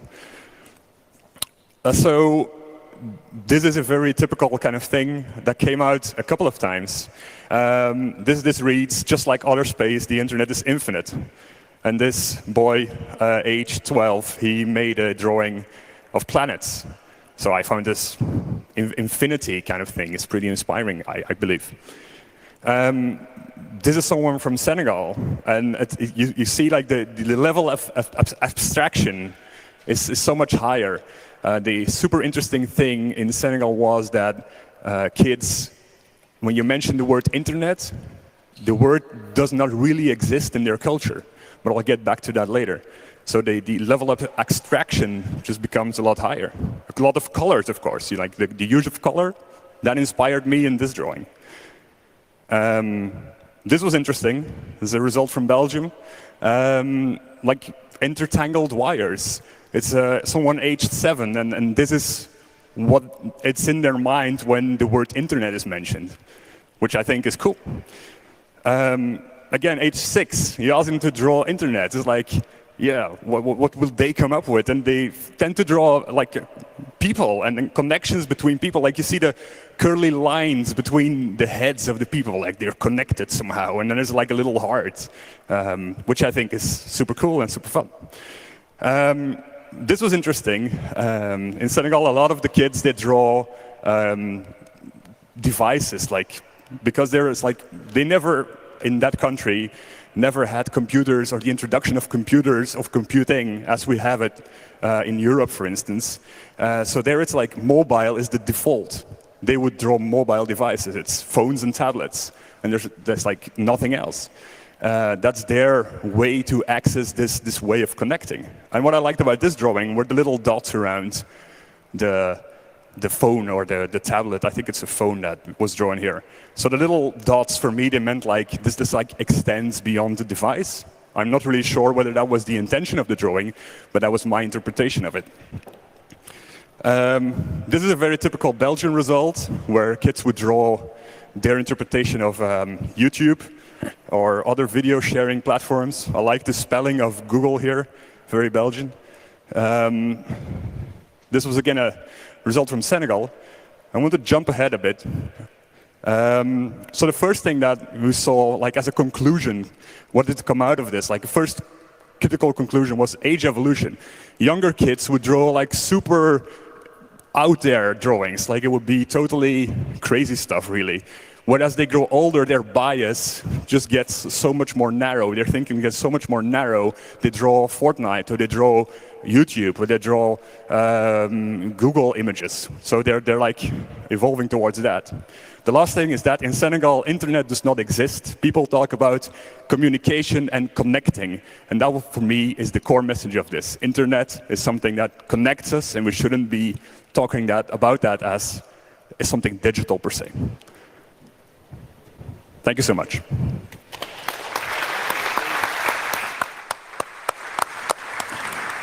The next talk is Kidspace.org, one-click orders for open source hardware electronics.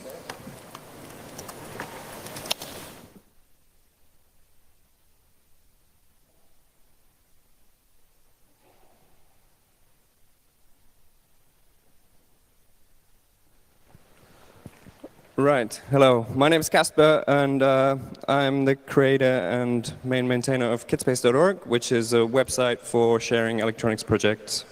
Click on. Oh, did I go too far now? Okay. So, apologies, this is a PDF, and this presentation is supposed to be a website with videos, and all of that didn't work out, and it's not completely updated because I wasn't aware of how it works at the camp. But the way electronics are made is you have a printed circuit board, and you have parts that you solder onto a printed circuit board. So you have through-hole components that kind of poke the legs through, and if this was working, you'd see a nice video of that. You have surface mount devices, and if you'd see a nice picture of that if I had prepared better. So surface mount is when the components sit on top of the board rather than going through. One of the best ways to do this is to get a hacked toaster oven, or one of the cheapest ways to do this is hack a toaster oven and use a solder paste and heat up the board carefully, and then your parts kind of, the solder reflows and your parts get soldered on. If you want to know more about that, check out your local hackspace. Of course, there's loads of workshops here at the camp as well to learn more about that. So the way electronics are designed is on one side you have a schematic layout tool where you define all the connections that you want between your components. And then you have the PCB layout tool where you then actually route the connections on a physical model of your board. And loads of people are doing this, and they're sharing them freely online. You can find loads of projects online that you could try and remake. This is just a kind of informal survey that I've done of projects, and of course more and more projects are going up, and there's other sources for these as well.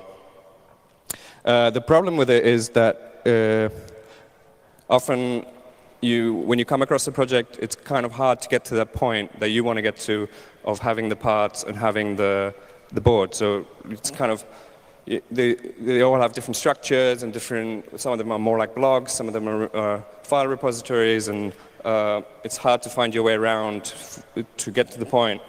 So what you really would like to do is go from there, and you want the board and you want the parts. So this is what I've been trying to do with these projects.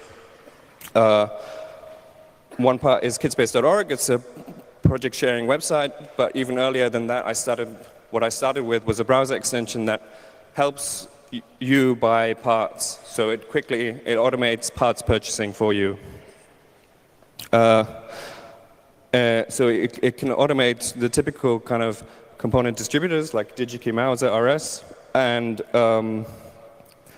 it does this by replicating the web requests that you would, if you were clicking around the site, those sites yourself, the browser extension does that for you. So you can have a list of components, and you put it into the browser extension, and it puts it into your shopping cart. There's a video of that, which is not going to work, unfortunately. It's available for Chrome and Firefox. You can just use it without Kidspace.org by yourself with a spreadsheet, and you can load other bills of materials online somewhere as well. So the other part to this is, of course, you want the board, and you want to make a complete project, so that's what Kidspace.org is for. Kidspace presents the whole project together with the boards and a README and a detailed bill of materials and buttons on there where you can just click and it hooks up to the extension, and you can then get all the parts for someone's project. The way you add a project on Kidspace currently is you set up your own Git repository somewhere, GitHub or GitLab or your own server, and then you submit a pull request to the Kidspace project and say you want to add yours, and you then it gets added. So the idea really is to have this virtual kit. So the creators can make the design and put it up online, and you can buy it independently yourself. So there are a few interesting projects that I would love to have time to talk about, but I don't. So come find me around camp. Thank you very much.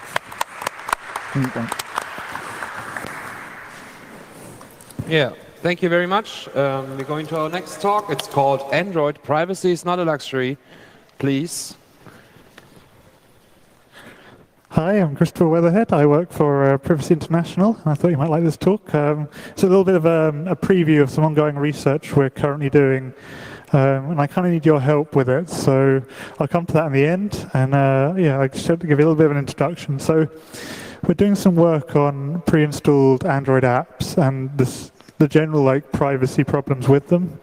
This is based on some recent research by a group of academics who did who looked and analysed the domain and did an analysis on over 1,700 devices from 200 different vendors and found only 9% of the apps that are pre-installed on those devices appear in the Play Store or the Google Play Store, which makes this domain really hard to analyse. So we're trying to get some case studies and some stories about this so we can put pressure on Google, because this area needs better regulation from what is essentially Google the gatekeeper.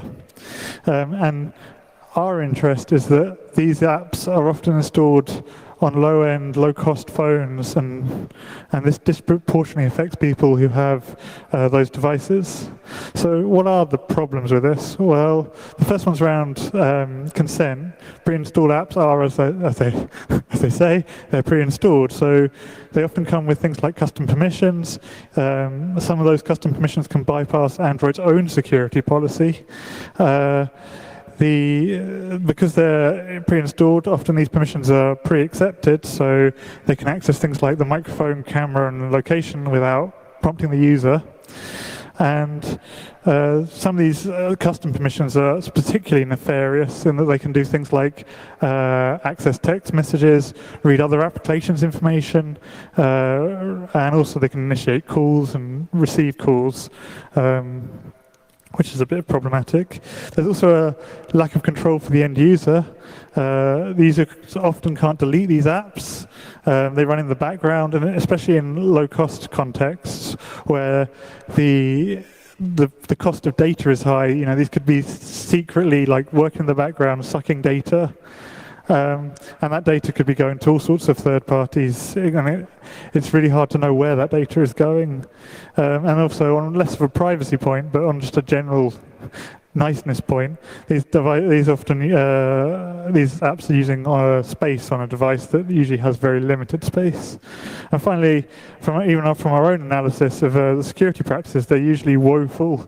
They can have things like sending personal information over unencrypted channels, so sending things like personal information, names and details, along with things like the IMEI of the phone over HTTP. That's always nice. And then some of the apps we've even had a look at have vulnerabilities, arbitrary code execution, and this is really bad when it comes to pre-installed apps, because of some of them have these permissions that are outside of the Android security model. So once you're in, you're pawning basically.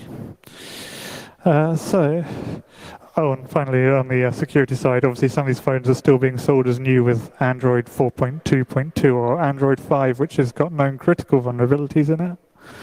So what is our solution? Well, we're trying to put pressure on Google, particularly to better certify these manufacturers' devices, because they have such a controlling influence in the ecosystem. We'd like Google to be clearer as to what a certified partner what thresholds they have to actually cross to get their app certified and pre-installed on a phone. And then also they should not authorize phones that have permissions which void the Android security model. From a deletion perspective, users should be able to delete their apps. That seems pretty sensible. And this goes on from our 35C3 talk, which was on a separate topic about Facebook. We'd also like to see Google implement a centralized privacy hub where you can control not just your app permissions and your but also your advertising data and that kind of stuff, so you can ban trackers, or you can globally ban things from accessing your camera, that kind of stuff. Yeah, if you're interested in this and you'd like to help out, please come and contact me. There's all my contact details. Yeah. Thank you very much. Thank you very much for your talk. And could you please leave the clicker? Thank you so much.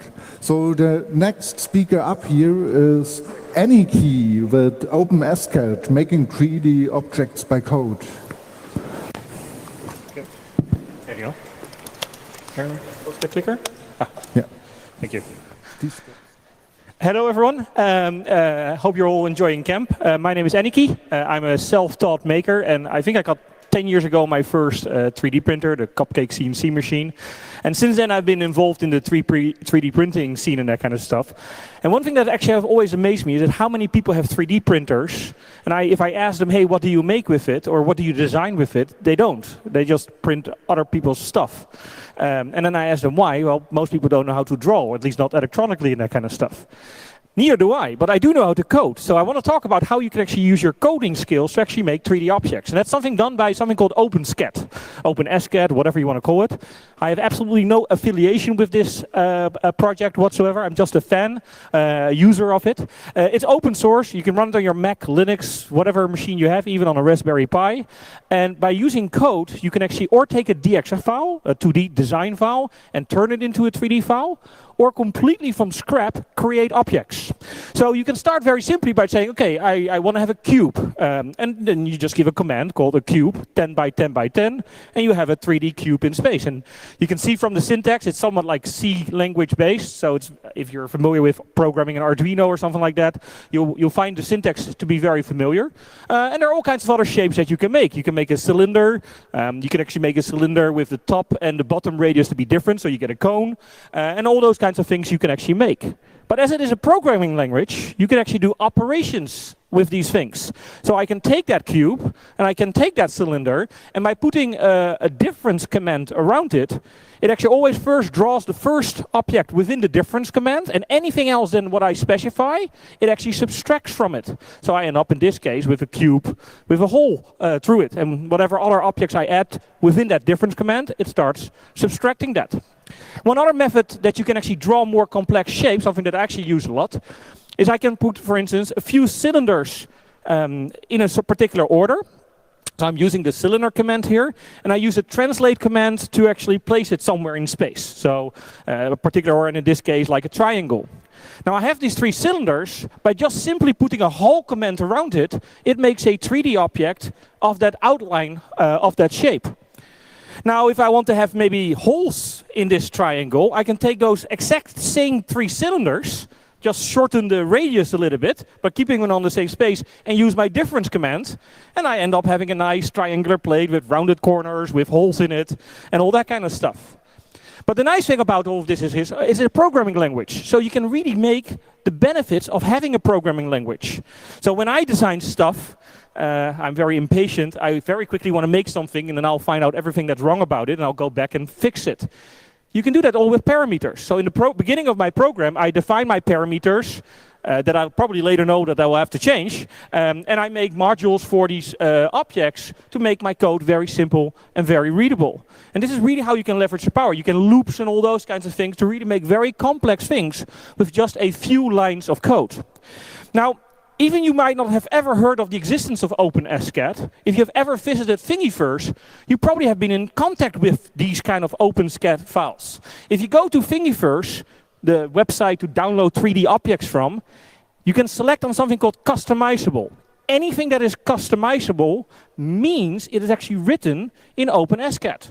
And therefore, anything that's written in Openscad, even on Thingiverse itself, that is customizable, you can, even in the web page, change therefore. So for instance, in this example, this is a cylinder slot. You want to change the code on how to open up the slot. You don't have to know how to program. You don't have to download even Openscad whatsoever. In Thingiverse website, you see there are 4 variables for the numbers that you want to have for the object, and it will automatically adjust the code. But what's the great thing? On that same page, you find the button View Source. So you can actually see the source code on how this object was created by that person. And all that person does is in the beginning specify those variables. Those variables therefore are picked up by Thingiverse to show it into a nice web interface. And then you can take all that code that is in existence there. So let me give you some examples that are out there. If you, for instance, lost your keys, well, not if you lost your keys, if you only have 1 key left and you need more keys, someone with an Openscad program that you can take a photo of your camera, of your key, it will analyze it and automatically translate it into an actual 3D printable key, so you can have spare keys. Other projects, someone made a customizable thing on your laptop to that you don't have to put a silly sticker on it or something like that, but then you can make something nice with your name on it or something like that to hide your camera. Someone made it for quick set keys. If you have a quick set key, I actually tested this last week, you can just type in the code and you get it. So hopefully I've given you some ideas, and co-create and make something and share. Thank you. So the next talk is about introducing neurodiversity by Jontje. Is Jontje here? Yeah. Come on stage, please. Yeah. So also the speakers for the next session, please get ready on the talk before you so we can change the stage quickly. And now you have the stage, Jontje. Yeah. Okay. Yes. Thank you. So yeah, neurodiversity. What exactly is that? Well, there's neuro in it, so it's got to have something to do with neurology, and it does. And it's, in fact, the diversity of the neurology of our brain. What does that have to do with computers? Well, not much, except if you view the brain as one giant computer. So yeah, the concept is basically that all humans have a different neurological makeup, and there's of course going to be some variety about that, and from which we have obviously profited as humans across our entire existence. But there has been in the last decade or so a trend of putting that, taking that concept or the fact that there's a certain variance and turning that, slowly narrowing the concept of what we define as normal, and so creating basically illnesses or disorders.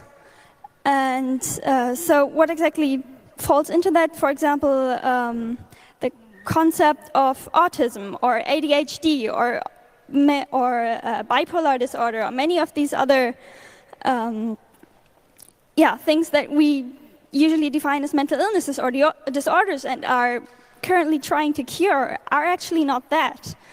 They're things that humans have done over, or human brains have done over our entire existence, and there's proof of that. There's proof, for example, in Stone Age art that there were people with specific processing differences, and those are the same that autistic people most likely, or most of them, exhibit. So we can, with pretty surely say that there were autistic people in Stone Age, so should we really be trying to cure something that has existed over all this time and has in fact been positively selected by genetics? So the idea that many of these things that we define as disorders might not be, of course, calls into question our concept of what is normal. And in fact, that concept is just a concept and not something that is somehow defined in nature. And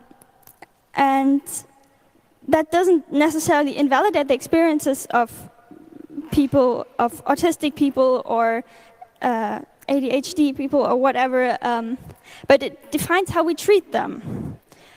And it is, the concept of neurodiversity is related to the concept of, to the social model or concept of disability, which means that some things that are disabilities in our current culture are only disabilities because our culture is built in a certain way. So for example, being deaf or hard of hearing is only a disability, and some deaf or hard of hearing people do not define themselves as disabled because we talk with speech and we need to hear it. And in fact, that has not always been true. Many linguists now think that the first language, that when humans first started to develop language, was actually a sign language. So even the concept that we need to talk is not, it's just based on the fact that most of our cultures talk, but not all of them. So what does neurodiversity have to do with the internet and, well, most of the things that we're talking about here?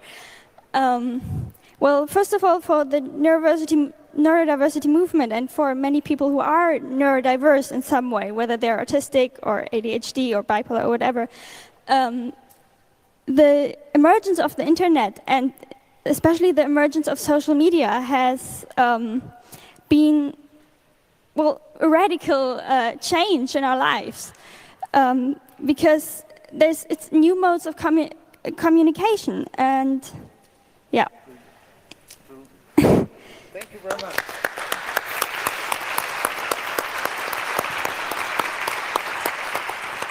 The next talk is coming with AI-powered robots in real life by How.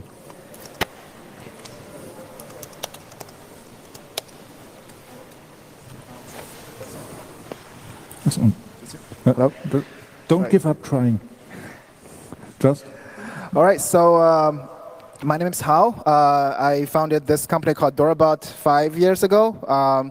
This is about to show you what the state of art of AI and how they get applied to robots that actually work in real life.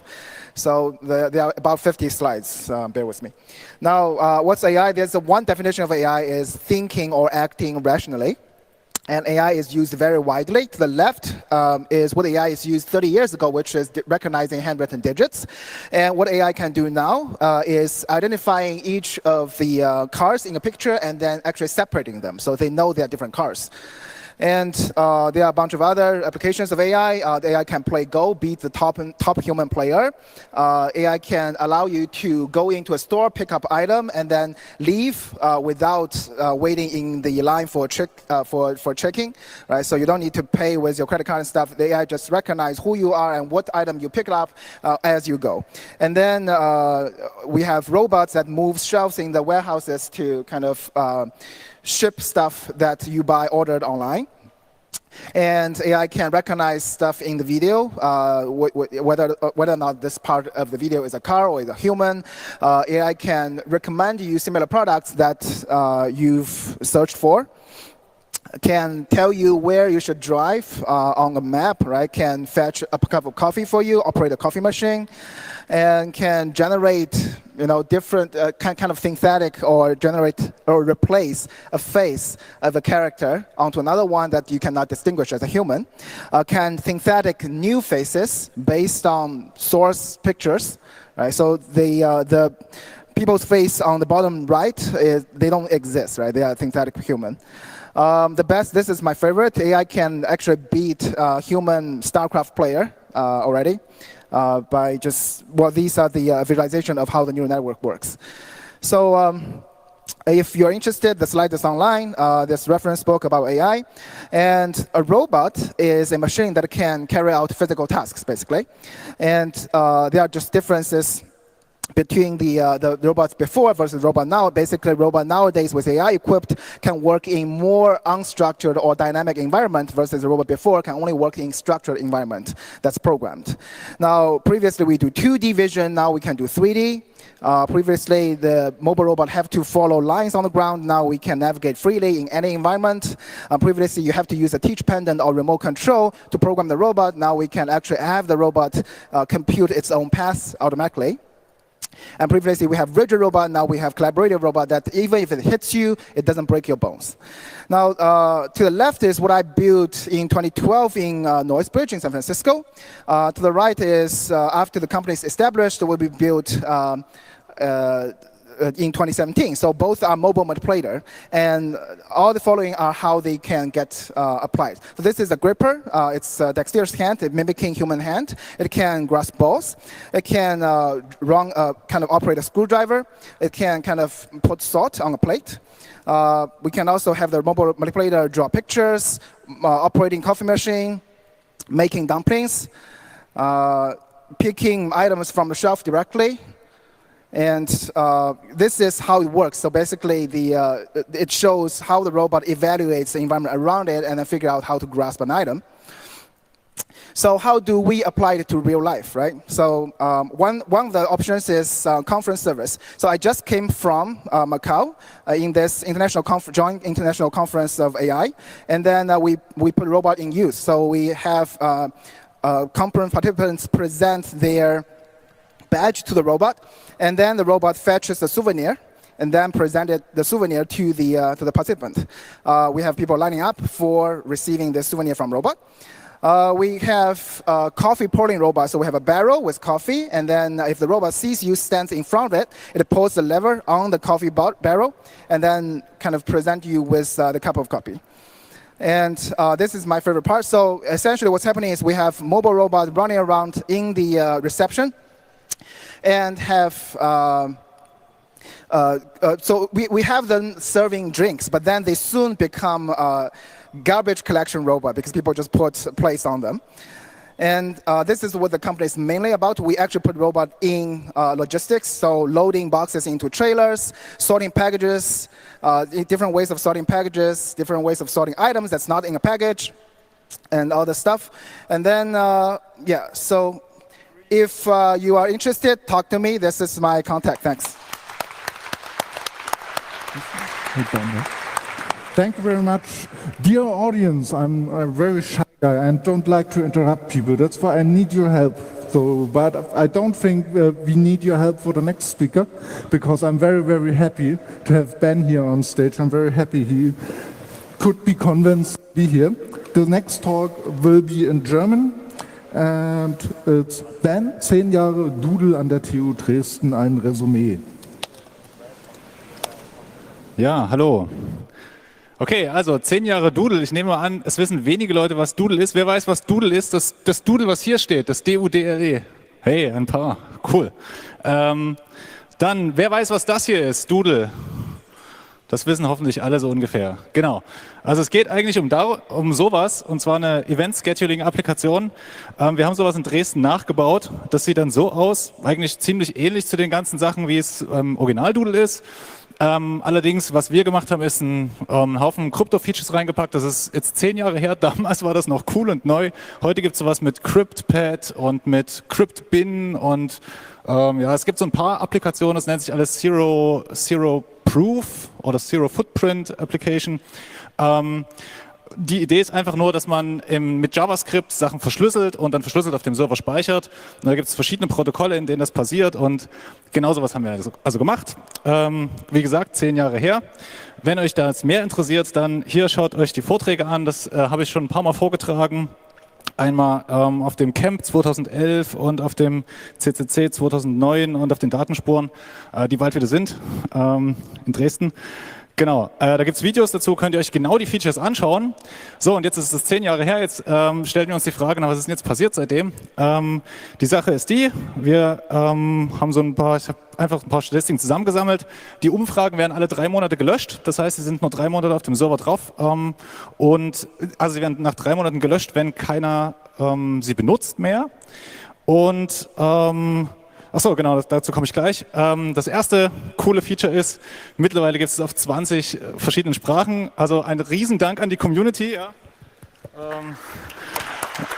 Ich hab also in unzähligen Sprachen Submissions bekommen. Das war also unglaublich teilweise, was alles dabei ist. Genau.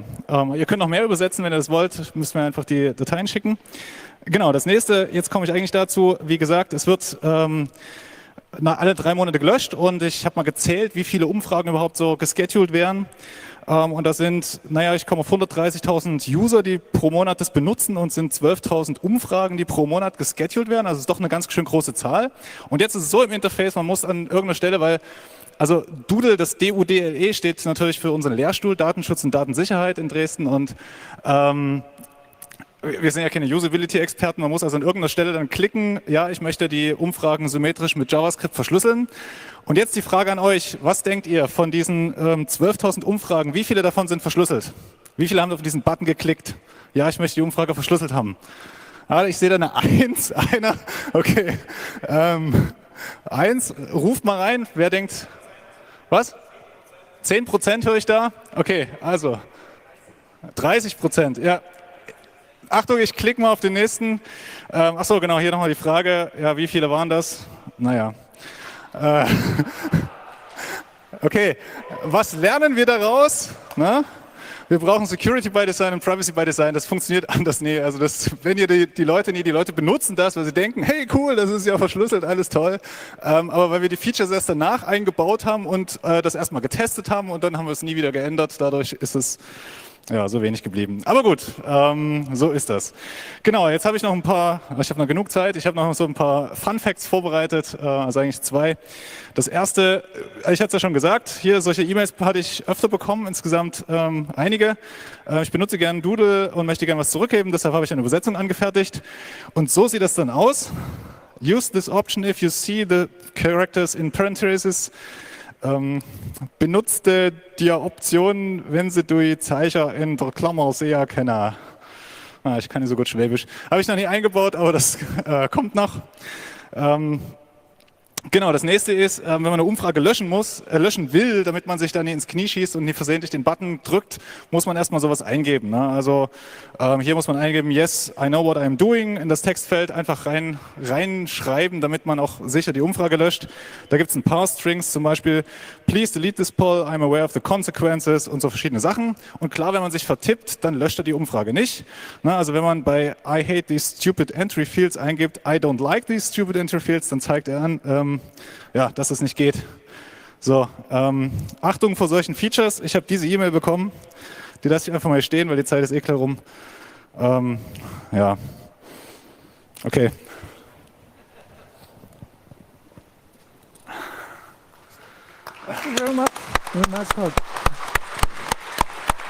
Also, die ging dann über die Pressestelle an den Prof und der sollte sich rechtfertigen vom Rektor, warum er solche Wörter benutzt. Das war Spaß.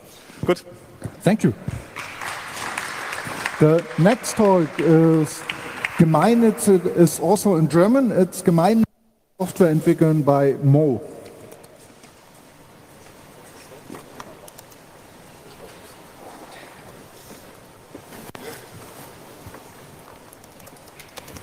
Cool. Hello, my name is Mo. I actually decided on the last minute to give the talk in English, so more people can enjoy what I'm going to tell you.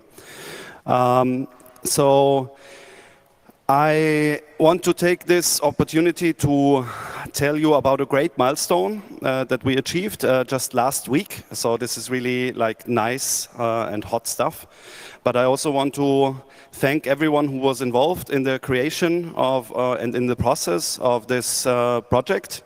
The conversation around it started taking shape in 2011, 2012, and it took a while before we reached the state in 2016 where we started by creating a legal entity. So I don't really see my slides, so I don't know what's going on. there are the slides. So in 2016, we created an entity called the Center for the Cultivation of Technology. What is it? It's a German non-profit limited liability company. So it's something that you don't see that often. Usually people create gemeinnützige Vereine. This is a company, but it's also a charity. And what does this charity do? The charity is a legal host for open source projects. So whenever projects have to interact with money, they need some kind of way of making the money flow. And we provide a legal entity that you can pick and choose to help you with your money. This is the quote from the bylaws, and this is leading to what milestone we reached. So we created a legal entity that says in the bylaws that the goal of the organization is to develop and further the free and open technologies. And bear with me, this is not a perfectly fine definition for everything else, but this is targeted towards the tax authorities. Because we have to argue, why are we a charity? Why are we doing stuff that is beneficial to the public? And before we started this, I talked to many different lawyers, I talked to many different organizations, and everyone was like, maybe development of software cannot be a charitable activity. So we tried, we set out to do it. And this is kind of some of the kind of services that we are providing to our projects. We're not done yet, so this is an in-progress conversation. We want to help people with their donation processing. We help projects with grants and other supporting contracts. But we also look at the side of, okay, there's money coming into the project. How does the team make decisions around spending the money? How can the project create some transparency towards the people giving money and also towards the team itself? So that's a big part of what we're building, is kind of a management platform for similar organizations. They might be in completely different spaces. They might be around political activism or other fields where you want to share a legal entity across many different projects. We started in October 2016 to register the entity. So the first business year was October, November, December 2016. In 2016, we started slowly doing stuff. But the real first business year was 2017. And this was a crucial kind of a phase, because how the tax authorities evaluate your charity status is based on previous activities. So they look into the past, you finalize the full year, you submit the documents, you submit an annual report explaining what you did, and then you wait. And this was the phase the past months. We submitted a while ago the 2017 filings, and you can see some numbers here. So in our first official business year, we already had 800,000 euros in money coming in to projects that we host. We spent 142 kilo euros on employment, so we can provide employment for people in case they want that. And we paid 149 kilo euros to contractors that develop software. And this is the achievement, it's the confirmation of our charity status. Thank you. So the next talk is going about a digital climate strike. It's held by Blip. Is Blip here? Yes. Please, come up to the stage and use the Klickse. Yeah, Hi. We are in the midst of a climate crisis. We can no longer call it just global warming. It's a fully fledged crisis. Temperatures rise, huge areas of ice glaciers have melted already. species get extinct, insect populations decrease. Our ecosystem is experiencing huge harm. And for us humans, this is dangerous, not just for the animals and the planet, but also for us. Areas will get inhabitable. New illnesses will rise with the rising temperatures. The reason for all this has been known for decades and is confirmed by scientists. We have been and still are emitting too many greenhouse gases into the atmosphere. We are just burning too much fossil fuel, too much oil, too much gas. We have been, some insects still live on my arm, so that's a good sign. But well, we have been externalizing costs on the environment for too long. And science shows that we cannot continue like this. We need to be carbon neutral by 2025. This is in almost 5 years. Individual actions are not enough to change this. We need large-scale change. We need governments to change policies. Fridays for Future, Extinction Rebellion and other organizations have been calling for the next international climate strike on September 20 this year. This is in a month. Please go participate in the strike, go out on the street, tell your friends and family and co-workers. And now finally coming to what you can see on this slide. Please consider joining the strike on the internet. If you run a website or a blog or a social media profile, consider blacking out or greening out your website, display a different avatar to raise awareness for the International Climate Strike Week that will start on September 20 and continue until September 27. You can find some resources on these 3 internet websites I put on my slide: shutdownforclimate.net, shutdownforclimate.de for a German version, and soon also digitalclimatestrike.net, which is not yet online. There is templates for these blackout sites. There is a WordPress plugin. There will be more soon. So please let the internet participate in the strike. Here on the camp, I help co-organizing the Bits and Trees village, Bits und Bäume. We are the sustainability village on camp. So if you're interested in what we do here, come to the About Freedom cluster. Today at 4 p.m. we will have a panel where a lot of organizations will present themselves, amongst others Fridays for Future, Extinction Rebellion, C3 Sustainability that tries to make CCC events more sustainable. So please come by, have a look, and if you're motivated to help, please join us. Thanks.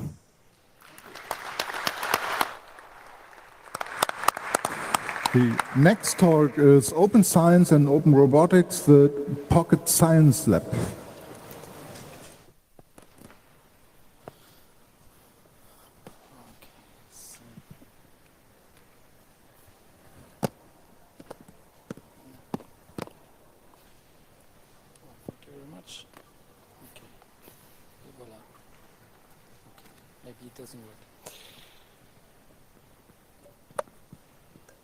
Okay. Yeah, I'm going to talk about Pocket Science Lab. Some of you might know it already. It's an open hardware device, and since recently you can also use it for robotics. The whole story of the Open Pocket Science Lab started in 2014 when Praveen came to the FOSS Asia Summit at that year in Cambodia. We ran it at that time in Phnom Penh, and he introduced the idea of an open hardware device for experiments, specifically for physics. So the first versions of this open hardware look like this. It was the Arduino Uno form factor, and we continuously developed it. Later on, it got this size that we also use today. So today it also supports Bluetooth. You can attach a Wi-Fi module for the ESP8266. There are many small enhancements. Recently, we even achieved to attach more digital pins, for example, so you can run more devices at the same time, and more sensors. So this is how it looks like. It's developed together with the FOSS Asia community and OpenTech in Germany. We produce large batches in Germany and in China, so try to also make it sustainable and available for everyone. There are many useful instruments on it, so components can be attached by pins. We have a desktop app, we have an Android app, and you can build your own apps. We support standards like the UART standard. How it works, you connect it here through an app, for example, on the mobile phone. There's a USB connection, and you can power the device also through your mobile phone. Then you click on these apps there, and so they are instruments inside the app that you can access. For example, an oscilloscope, a multimeter, logic analyzer, wave generator, power source, accelerometer, barometer, compass. You can attach a lot of sensors. Any sensor that runs with Arduino will also work with us. And we are adding more and more sensors for gas, for example, pH meter, and so on. So this is then how the oscilloscope looks like. You see different waves, or for example the power source. Here's the multimeter, wave generator, and logic analyzer. You can create digital waves with digital instrument or with analog instruments. And recently we introduced this instrument is actually not to read, it's actually to control servos. So small motors, you can have 4 motors, and you can draw here which angle you want, and then drag and drop them into a timeline similar to a video editor. So this was really cool. We ran a workshop here in Shenzhen a few weeks ago. Actually May 8, and you see people really get excited and want to build it, and there's a small robot on the table that they try to control with it, so that's really something new and cool. Another thing that we are doing is you're now able to generate config files. You can attach an ESP and then control the device through Wi-Fi, and you can leave it offline anywhere and come back at some point later and collect the data.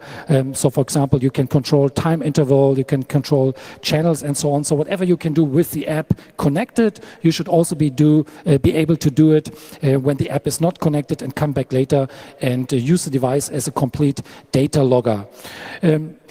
Here are a few specs for the experts in the room, and there are always a lot of questions. You can find them also on our website. So it's, for example, the first question is always how many channels. So we have 4 channels, and we have 2 MSPS. So if you use several sensors at the same time, of course you have to, it's not like every device can have this kind of access. You need to separate this. So the bottleneck here is basically the USB connection. If you use Wi-Fi, actually, we can also talk about making it faster, making the bandwidth wider, and so on. But it wasn't needed so far. How can you get involved in the project? So the whole project is open. It is free and open. So please join us. Thank you very much. Thank you very much. Get it to the next speaker. Leave the clicker. Yeah, thank you. Thank you very much. Now there's Sophia Selly. We are going to learn something about Olabini. Thank you for being here.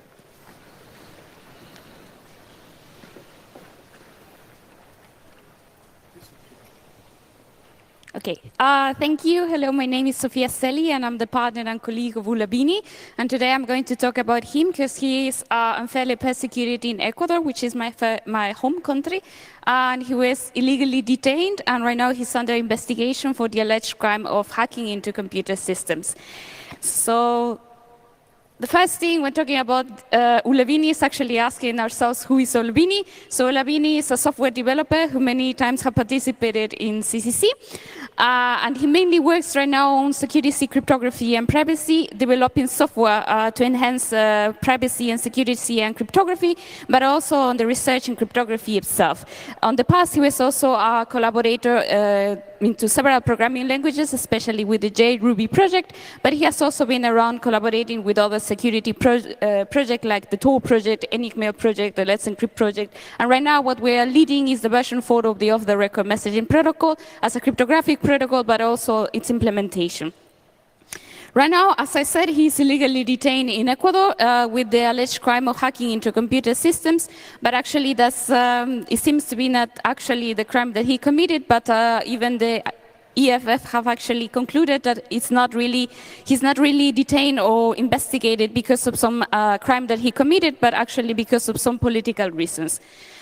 Basically, the political reason seems to be that he's a friend of Julian Assange, and as we know, my country, Ecuador, has expelled Julian Assange from the embassy, and ever since then there has been some persecution against Ulabini ever since then. So yeah, the next question, of course, that I already talked a little bit about, why is he detained? So how all of this happens is the first question prior to answer the main question. So how all of this happened is on 11th of April, in which the day in which Julian Assange was expelled from the embassy in Ecuador. Ulabini was actually detained in Ecuador when he was at the airport. There was actually no real charges when he was detained. He was just detained because they wanted to detain him. There was no charges, and apparently, as I said, the only reason why he was detained is because of his friendship with Julian Assange. Over the period of his investigation and detention process, a lot of human rights violations has happened. As I said, there's no real charges, so that's a human rights violations. He didn't have any access to his lawyers. There was actually no presumptions of innocence. He was actually guilty ever since day one that he was actually detained. He lived in awful self conditions because he was detained for 72 days in a Latin American prison. And I don't know if you have ever visited a Latin American prison. It's not the best cell conditions. He was actually living there for 72 days. There's an absurdity of actually being him in the preventive prison because actually there's no reason, if there's no real charge where a person should be in preventive prison.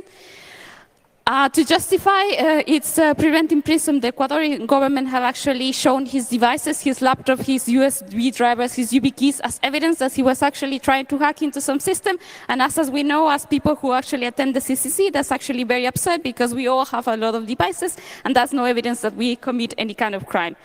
As evidence, the Ecuadorian government has also shown that he had a lot of English books regarding programming, and that was actually something that they show as evidence. So what's the current state? As I said, he was detained into a Latin American prison. He was in prison for 72 days. After we did an habeas corpus, he was actually released, but that doesn't mean the persecution has stopped because actually he's still under investigation for at least 132 days. 32 more days was added into his investigation because they decided to link someone else to his case so that the political persecution can continue. So why should we care? Because this is actually that can happen to anyone who works in the area of research that we work in the area of research of privacy, security, and cryptography. Because this is a misunderstanding from any government on the type of field work that we do. Because this actually makes our field look like we only do some crimes, but not the kind of research on actually protecting people and protecting human rights. So that's why should we care. So what can you all do as a community? You can retweet with the hashtag FreeOlabini. You can also donate in a GoFundMe page that I didn't put here, but if you want to know exactly the page, come talk to me. You can visit the website freeolabini.org. You can talk about it and you can engage in any kind of way possible. International pressure is something that can definitely help in this case. And with that, thank you very much. You can follow me on Twitter, and if you want to know more information, you can find it under that Twitter, and we will probably do a session on one of the workshops someday, so we'll put on my Twitter profile if you're interested. Thank you. Thank you very much. Please leave the clicker here and bring the microphone down. Please be careful. So the next talk is Daniel Brahl with securing server-side scripting. So hello everyone. So I wanted to talk about how to secure potentially untrusted scripts that run on an enterprise application server in also critical environments. So the company I work for has as customers the big energy companies who run the electrical grid, and they somehow like security. Even though they want to do something with the loads of data they produce, so they need some very sophisticated reporting things and want to plug in as deep as possible. So they actually require access to internal API of the Java Enterprise application server that you run. So we provide Groovy scripting on this server provided by the users who work in the back office to produce all kinds of extensions. So what they typically do is something like this. So you iterate through all the dates of the last month, get some data from the internal API, and do something sensible with it, like checking whether the measurement is below some limit or so. Yeah, but is this really secure? Obviously not. If you can just write a script like this that terminates the whole server, so blackout. So this would be a denial of service, but you could also think of attacking confidentiality. So here you would bypass the privilege system by just getting every privilege because you have access to this API, and then you read any data. And if you think of just creating a network socket is as easy as this, in this one line you can send the data to some other place where it don't belongs. You could also think of the other way around, manipulating data, attacking integrity. So like here, setting some value to 1,000 times the limit. Okay, looks not so scary, but if you remember, I said this software is potentially running the energy grid of Germany. So this is blackout for everyone. Not so good. So the idea is to restrict to a secure API where we know that all classes and methods are to be used are really secure and safe, and we cannot bypass authorization. So, but how to do this? So the user could still access the full API. And the idea is to use a library called Groovy Sandbox. So essentially it allows you to restrict the runtime, what kind of imports you use.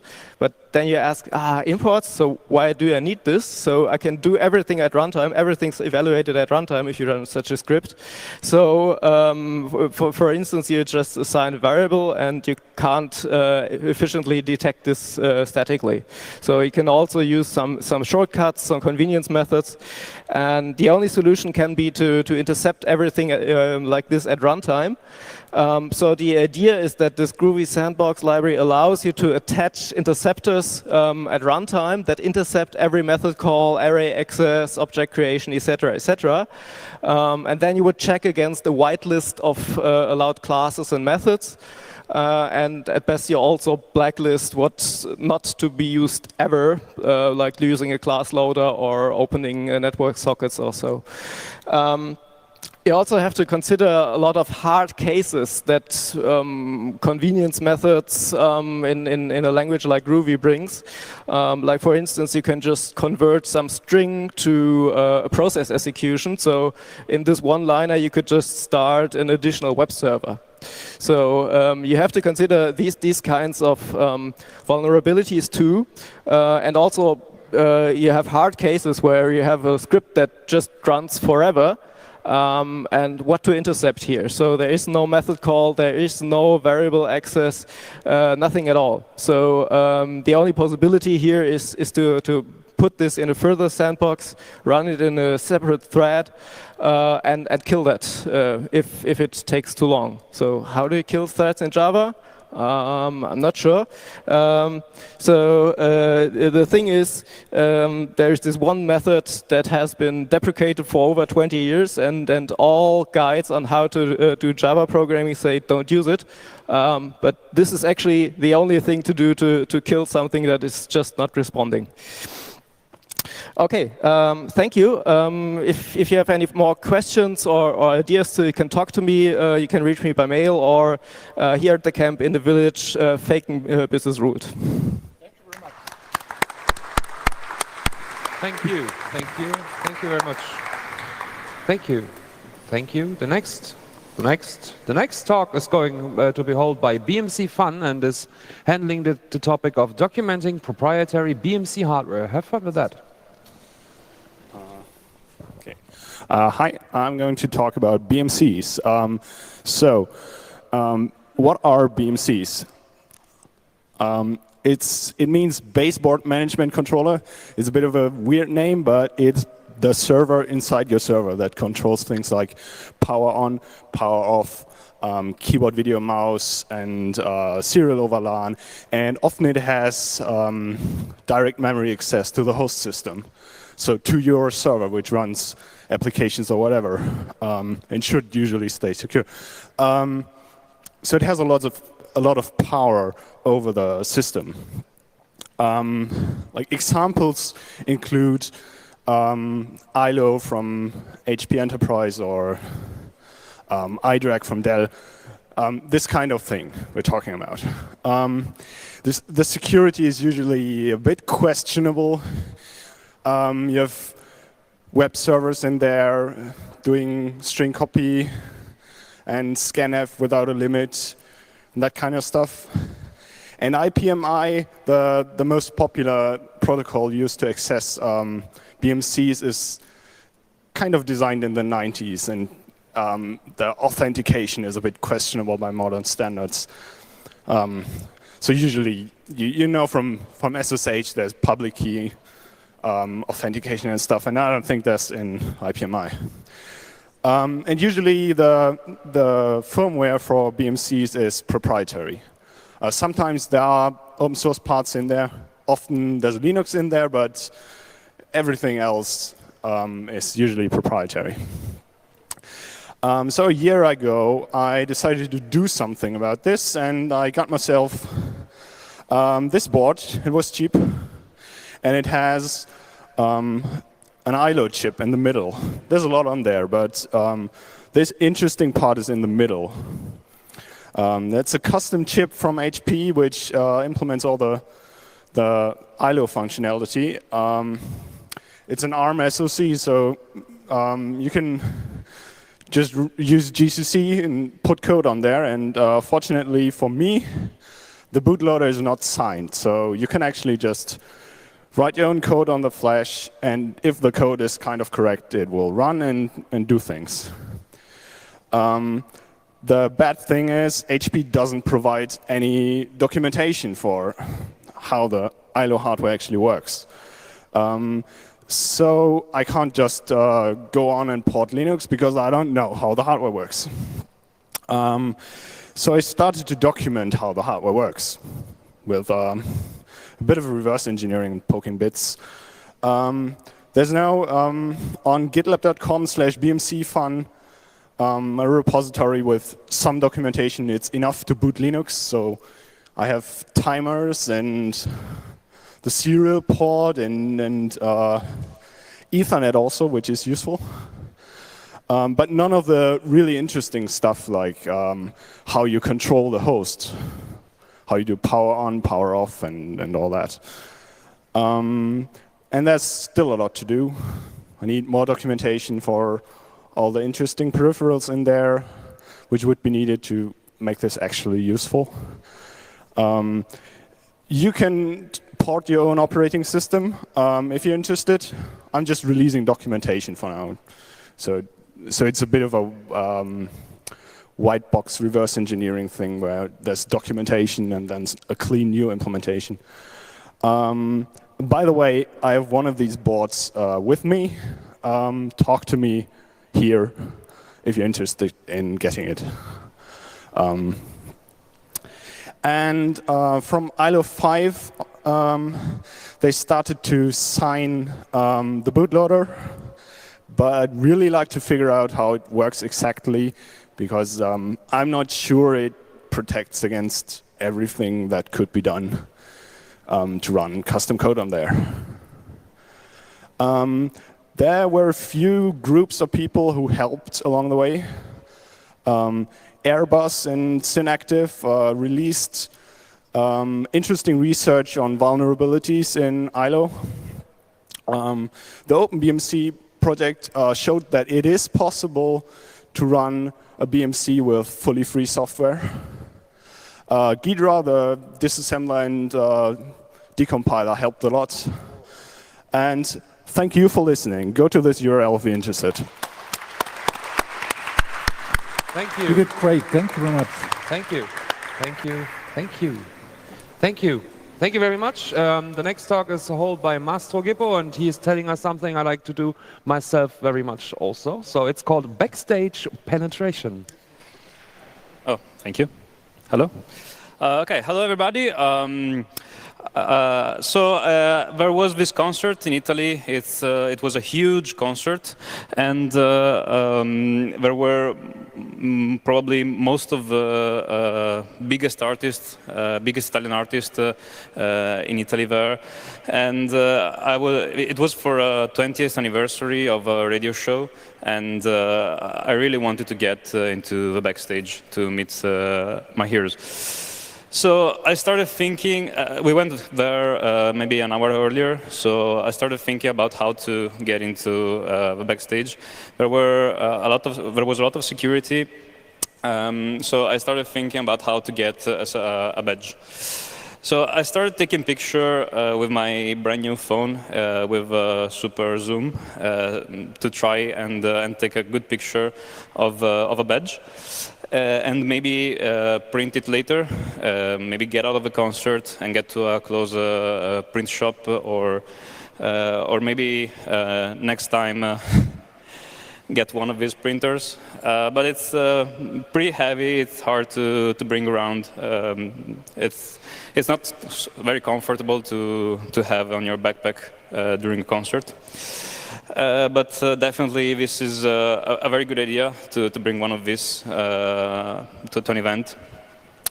And maybe you can also have some preparation before the event.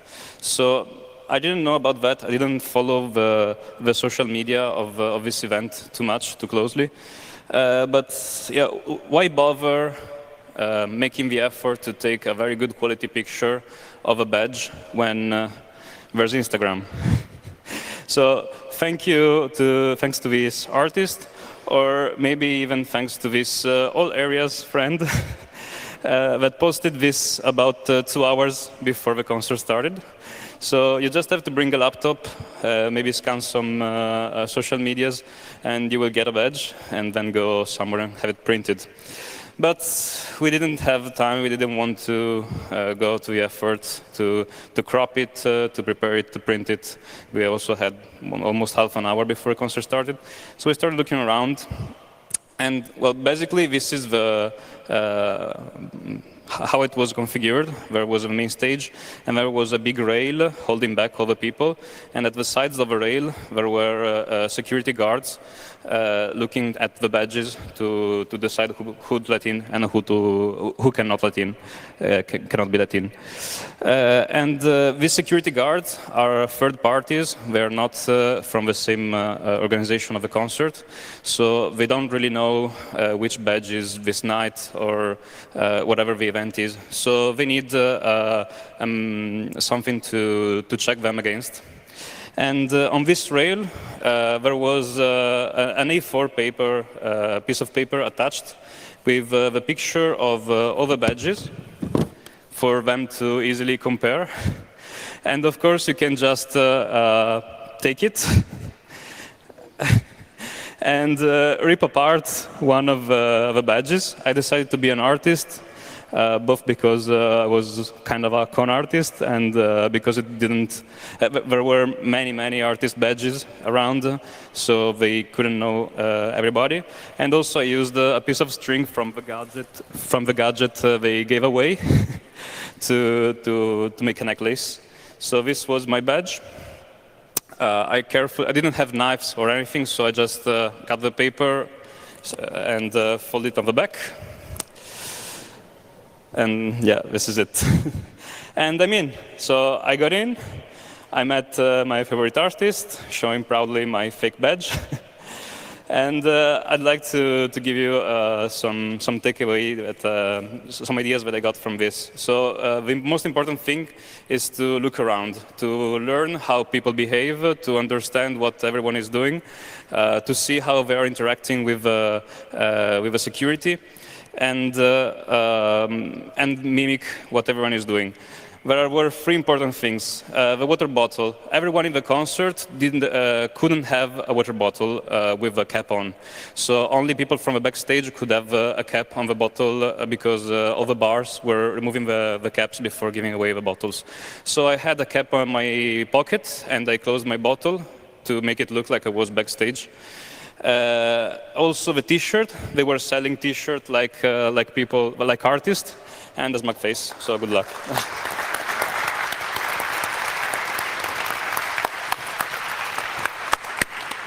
Thank you very much. Next on stage, Stefan Schindler will make rustfest.eu more environmentally friendly. Hello. There you are. Here is your clicker, your slides for now. Wonderful. Is this close enough? Okay. This close. Wonderful. So, welcome to my very spontaneous talk. Actually, it's too bright today. So we have been looking at multiple things at Rustfest. We try to be very inclusive. But one thing we noticed actually pretty late was we were flying a lot of people over a lot of places. So what are we? Now we're looking at the train map. So next iteration will be on Barcelona, which is the, I don't know, flame-shaped thing in the bottom left in Spain. And these are all the connections we looked up for our attendees and our speakers that are sure to work because there's no Brexit or anything else strange happening. So, oh, these are flipped. Rustfest is a community conference like Camp as well. And since, you know, climate change is happening and bad thing, all of these people had to go to Rome. So these are 400 people. And yeah, you could fill a plane if they were from the same city. Or it takes, I think, 50 planes for all of them to get there. So back to the map. So we started with these cities to see if we can reach Barcelona in a reasonable amount of time. And it turns out we have a winner. The longest route is from Oslo. It takes almost 3 days, and it goes via Gothenburg. So this is the purple line. So let me walk you through it. So worst case, if you're inside Europe, you go from your city, Oslo, to Gothenburg and sleep there for a night. Then you go from Gothenburg to Copenhagen and Hamburg during the next day, and then go for, I don't know, go for dinner. Then you take the night train from Hamburg to Frankfurt to Basel to Zurich and arrive in the morning. There you take a shower, go to a pre-event, and then in the afternoon you take the next train, go to Geneva and then to Barcelona. And there you go.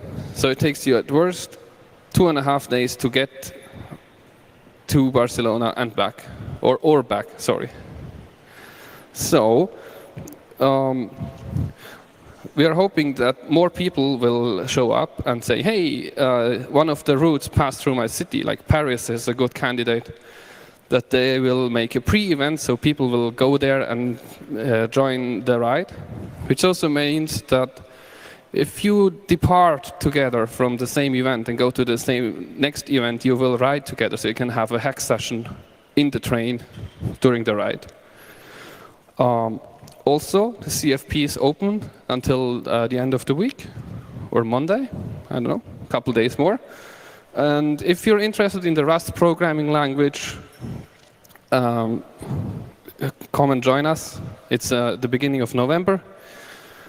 If you're interested in more stuff that I do personally, then go to estada.ch, yeah, or find me around here. Thank you.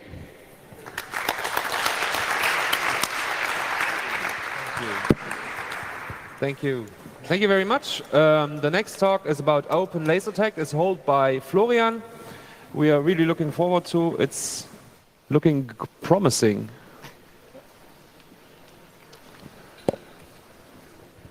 Hi, ich bin Florian und vor ungefähr einem Jahr war ich mal zusammen mit Freunden Lasertag spielen. Für die Leute, die nicht wissen, was Lasertag ist, da hat man so Dinge in der Hand und es geht darum, sich gegenseitig abzuschießen. Das Ganze aber nur mit Licht, Infrarot, um genau zu sein. Und danach saß ich zusammen mit den Freunden an der Spree und wir haben uns gedacht, mit meinen Nerdfreunden und haben überlegt, könnte man sowas auch selber bauen. Ja, ein Jahr später sieht es so aus. Das ist so unser erster Prototyp, um zu gucken, ob unsere Idee funktioniert. Und ich habe es auch hier mitgebracht. Unsere Idee, wir wollen ein Open Source, Open Hardware Lasertag-System bauen. Was man hier sieht, ist zum Beispiel dieser schwarze Punkt, das ist ein Infrarotempfänger. Man sieht da eine Linse auf dem rechten Bild und genau, das Gehäuse besteht jetzt aus solchen Plastikrohren. Genau.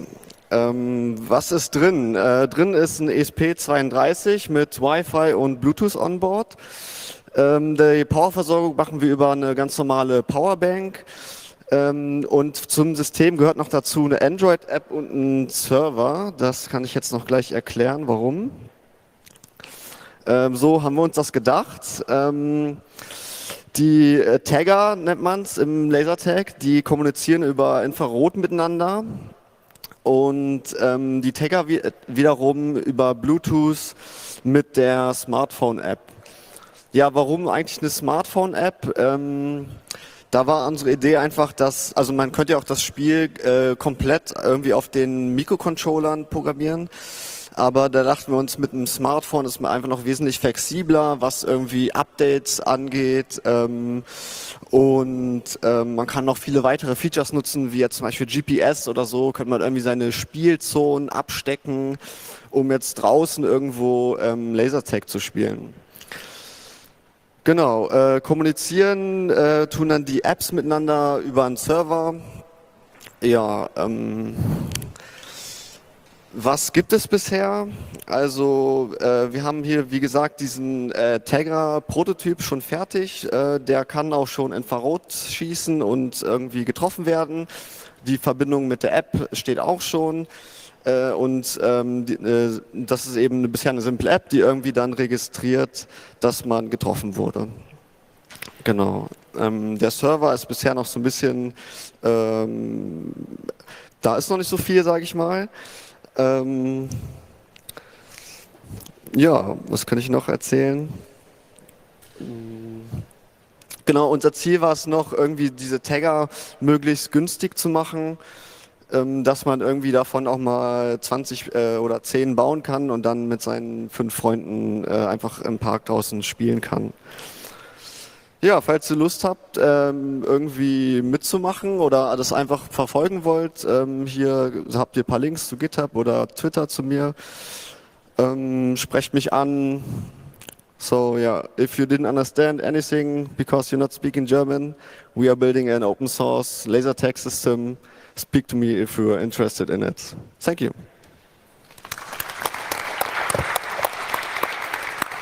Thank you very much. Time has really flown by. We arrived at our last talk of this camp's lightning talk session. I would like to introduce to the stage Etienne Wam with Janitor.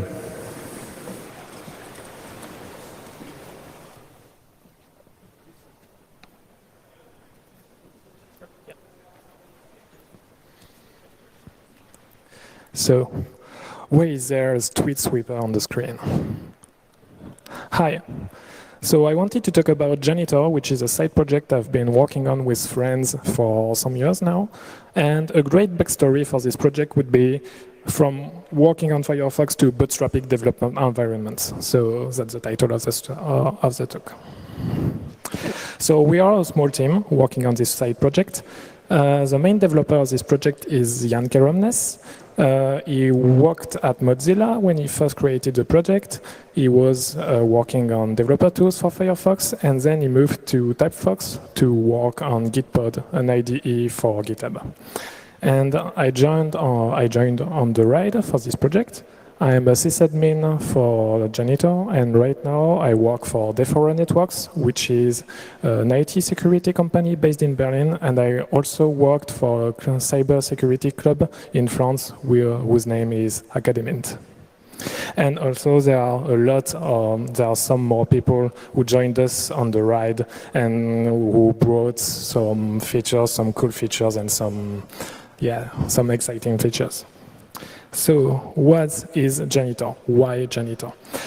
We realized while working on Firefox, you can't directly work on Firefox and have some contributions landed directly in Firefox.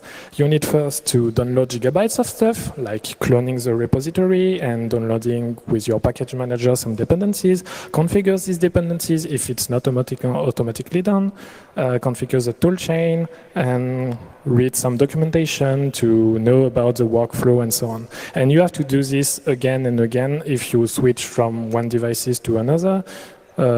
If you switch from one operating system to another, you will need to maybe learn how it works on your new operating system. And if you are just curious about learning about some projects, you will need to read documentation for some projects just for basic commands. So with Janitor, we wanted to get rid of all of that and to let newcomers and developers focus on coding and landing features. So if you want to have a look right now, it's available at janitor.technology. And because I wanted to play it safe, I'm not doing a live demo. I have it on slides now. So Janitor, you can create containers to work on projects. Right now, we have 15 supported projects from Firefox to Chromium, Thunderbird, and so on. You work in private containers, which come fully pre-configured, a full checkout of the source code, and these containers are ready in 2 seconds or less. You get access to a web IDE and to a terminal. This terminal gets all the latest tools, like Git with the latest version, GCC, and so on. You get the full checkout, of course, of the source code. You've got some smart helpers to get you running faster than on your local machine, I guess. And you get also sudo access, so if you want to install software in the container, you can. You also get access to web preview if you want to try out some web projects, and you get access also to a remote desktop environment if you want to run a just compiled version of Firefox, for example. Basically, how it works behind the scenes, we need a Docker file, which we're working from a Docker file, base Docker file, which will be Ubuntu dev, and then from this Docker file, you will check out the source code, you install your dependencies, and then that's done. It's ready to be put on janitor.technology. So for this project, what's next? First, we want to update the projects to be much more fresher, and we want to land some new features. We want also to have some more workflow integration, so you spend less time reading documentation for basic commands and you spend more time reading documentation for complex stuff, which is great. We want also to add new Docker hosts to the cluster, so we can welcome more people and more projects. I want to add live collaboration feature, which would let you work with people in the same container, have the same preview, same web preview, or same remote desktop. And if you want to have your project added on Janitor, it's possible.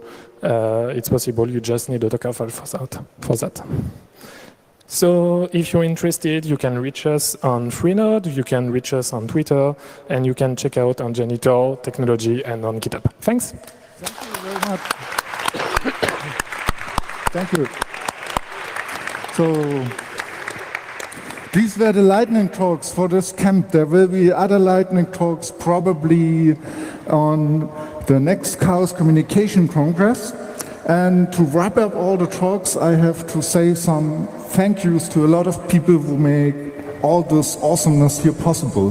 The first thank you goes out to Getzik, who normally does the lightning talks, couldn't be here, but supported us with a lot of infrastructure. Please give big hands to Getzik for supporting us.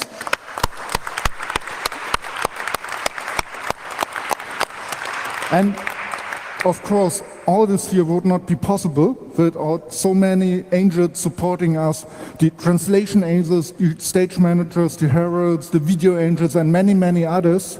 And last but not least, a big thank you to Honky, who helped me here on stage. Thank you so much, all of you.